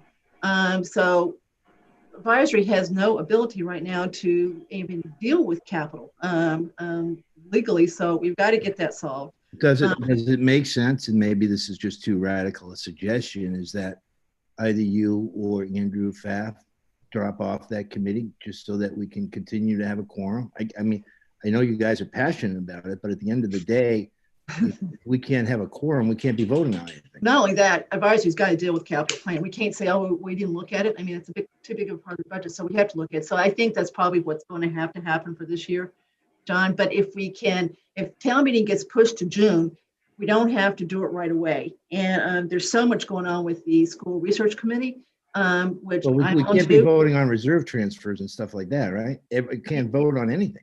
Yeah, you can. No, we can.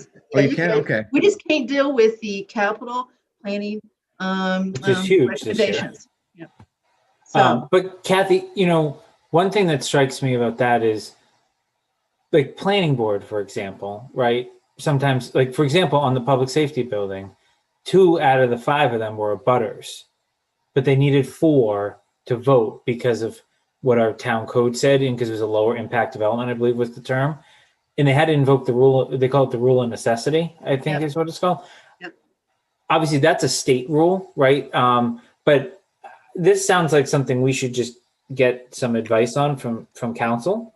If you're open to that, if we're, especially given the timing. Otherwise, yeah, I think between you, Andrew, and myself, we have to figure out a way to resolve it. By one of us removing ourselves from a committee. But I think we can do it. And so if that's the only way to do it, I think you do it, hopefully over a meeting or two, right? And come to a consensus so that then, right, the person can then continue if that's the intended result. So Jason, John Butler has been working with me on this, and we've looked at the invoking the rule of necessity. And in our case, there's some issues with that. So we don't think it's an ideal answer. It's out there. So yes, maybe that's where we end up, but it's not a really good answer. So one of the things we think that might need to be in this improved bylaw that we're trying to get drafted is that going forward, yes, you can be on one ad hoc or standing committee, but only one person from advisory can be on any committee also. So have a second rule there as far as who could be on it. I mean, we didn't do this on purpose. I mean, We didn't think that about would not have any retroactive No, application. I said we got a problem this year we got to solve, no matter what. We got to live with the bylaw we got right now. So more to come on that one. So Andrew, you may be right. We may need to have just a meeting just to focus on this and get it and decide what we're going to do. But it may be that one or two will have to resign. All right. Okay. Let's see what else. So the CPC work, as far as number of schools, we've already talked about that. So more to come on that so we'll be able to talk about it next Thursday because we've already had the school committee meeting. So we'll hear more about that next Thursday. Calendar is basically every week until we think that we Kathy, are. what budgets are next week? Next week is going to be Board of Selectmen. They're related. Board of Selectmen, accounting, treasurer, and assessor. And they're pretty. There's not anything earth-shattering in any four of those. I mean, it's all salaries, correct? It's mostly salaries, yeah. Yeah. I mean, can we squeeze another one in if it's just salaries? I mean, I'm not sure how much a discussion we're going to have. Well, the big ones left at that point are schools. We definitely can't do schools with those. So, Andrew D., do you know if the schools are getting close to being ready to discuss it? No, and honestly, I haven't followed up since the So last. can you check with Becky Pellegrino and see where they are? There's going to be a finance committee meeting next week, so I'm sure they'll update us there too. But so that one, of course, we really want to not do much more that night besides that one. And then we've got the Board of Health, which is a big one. As far as, what they want is really, really substantially different than what they've got right now. So that one. So John, I don't think there's a good one to add to those four unless Jim Haggerty's ready to come back. So Jim is feeling okay. I don't know how long it's going to take him to get back on his feet. So if he's ready, we could add him.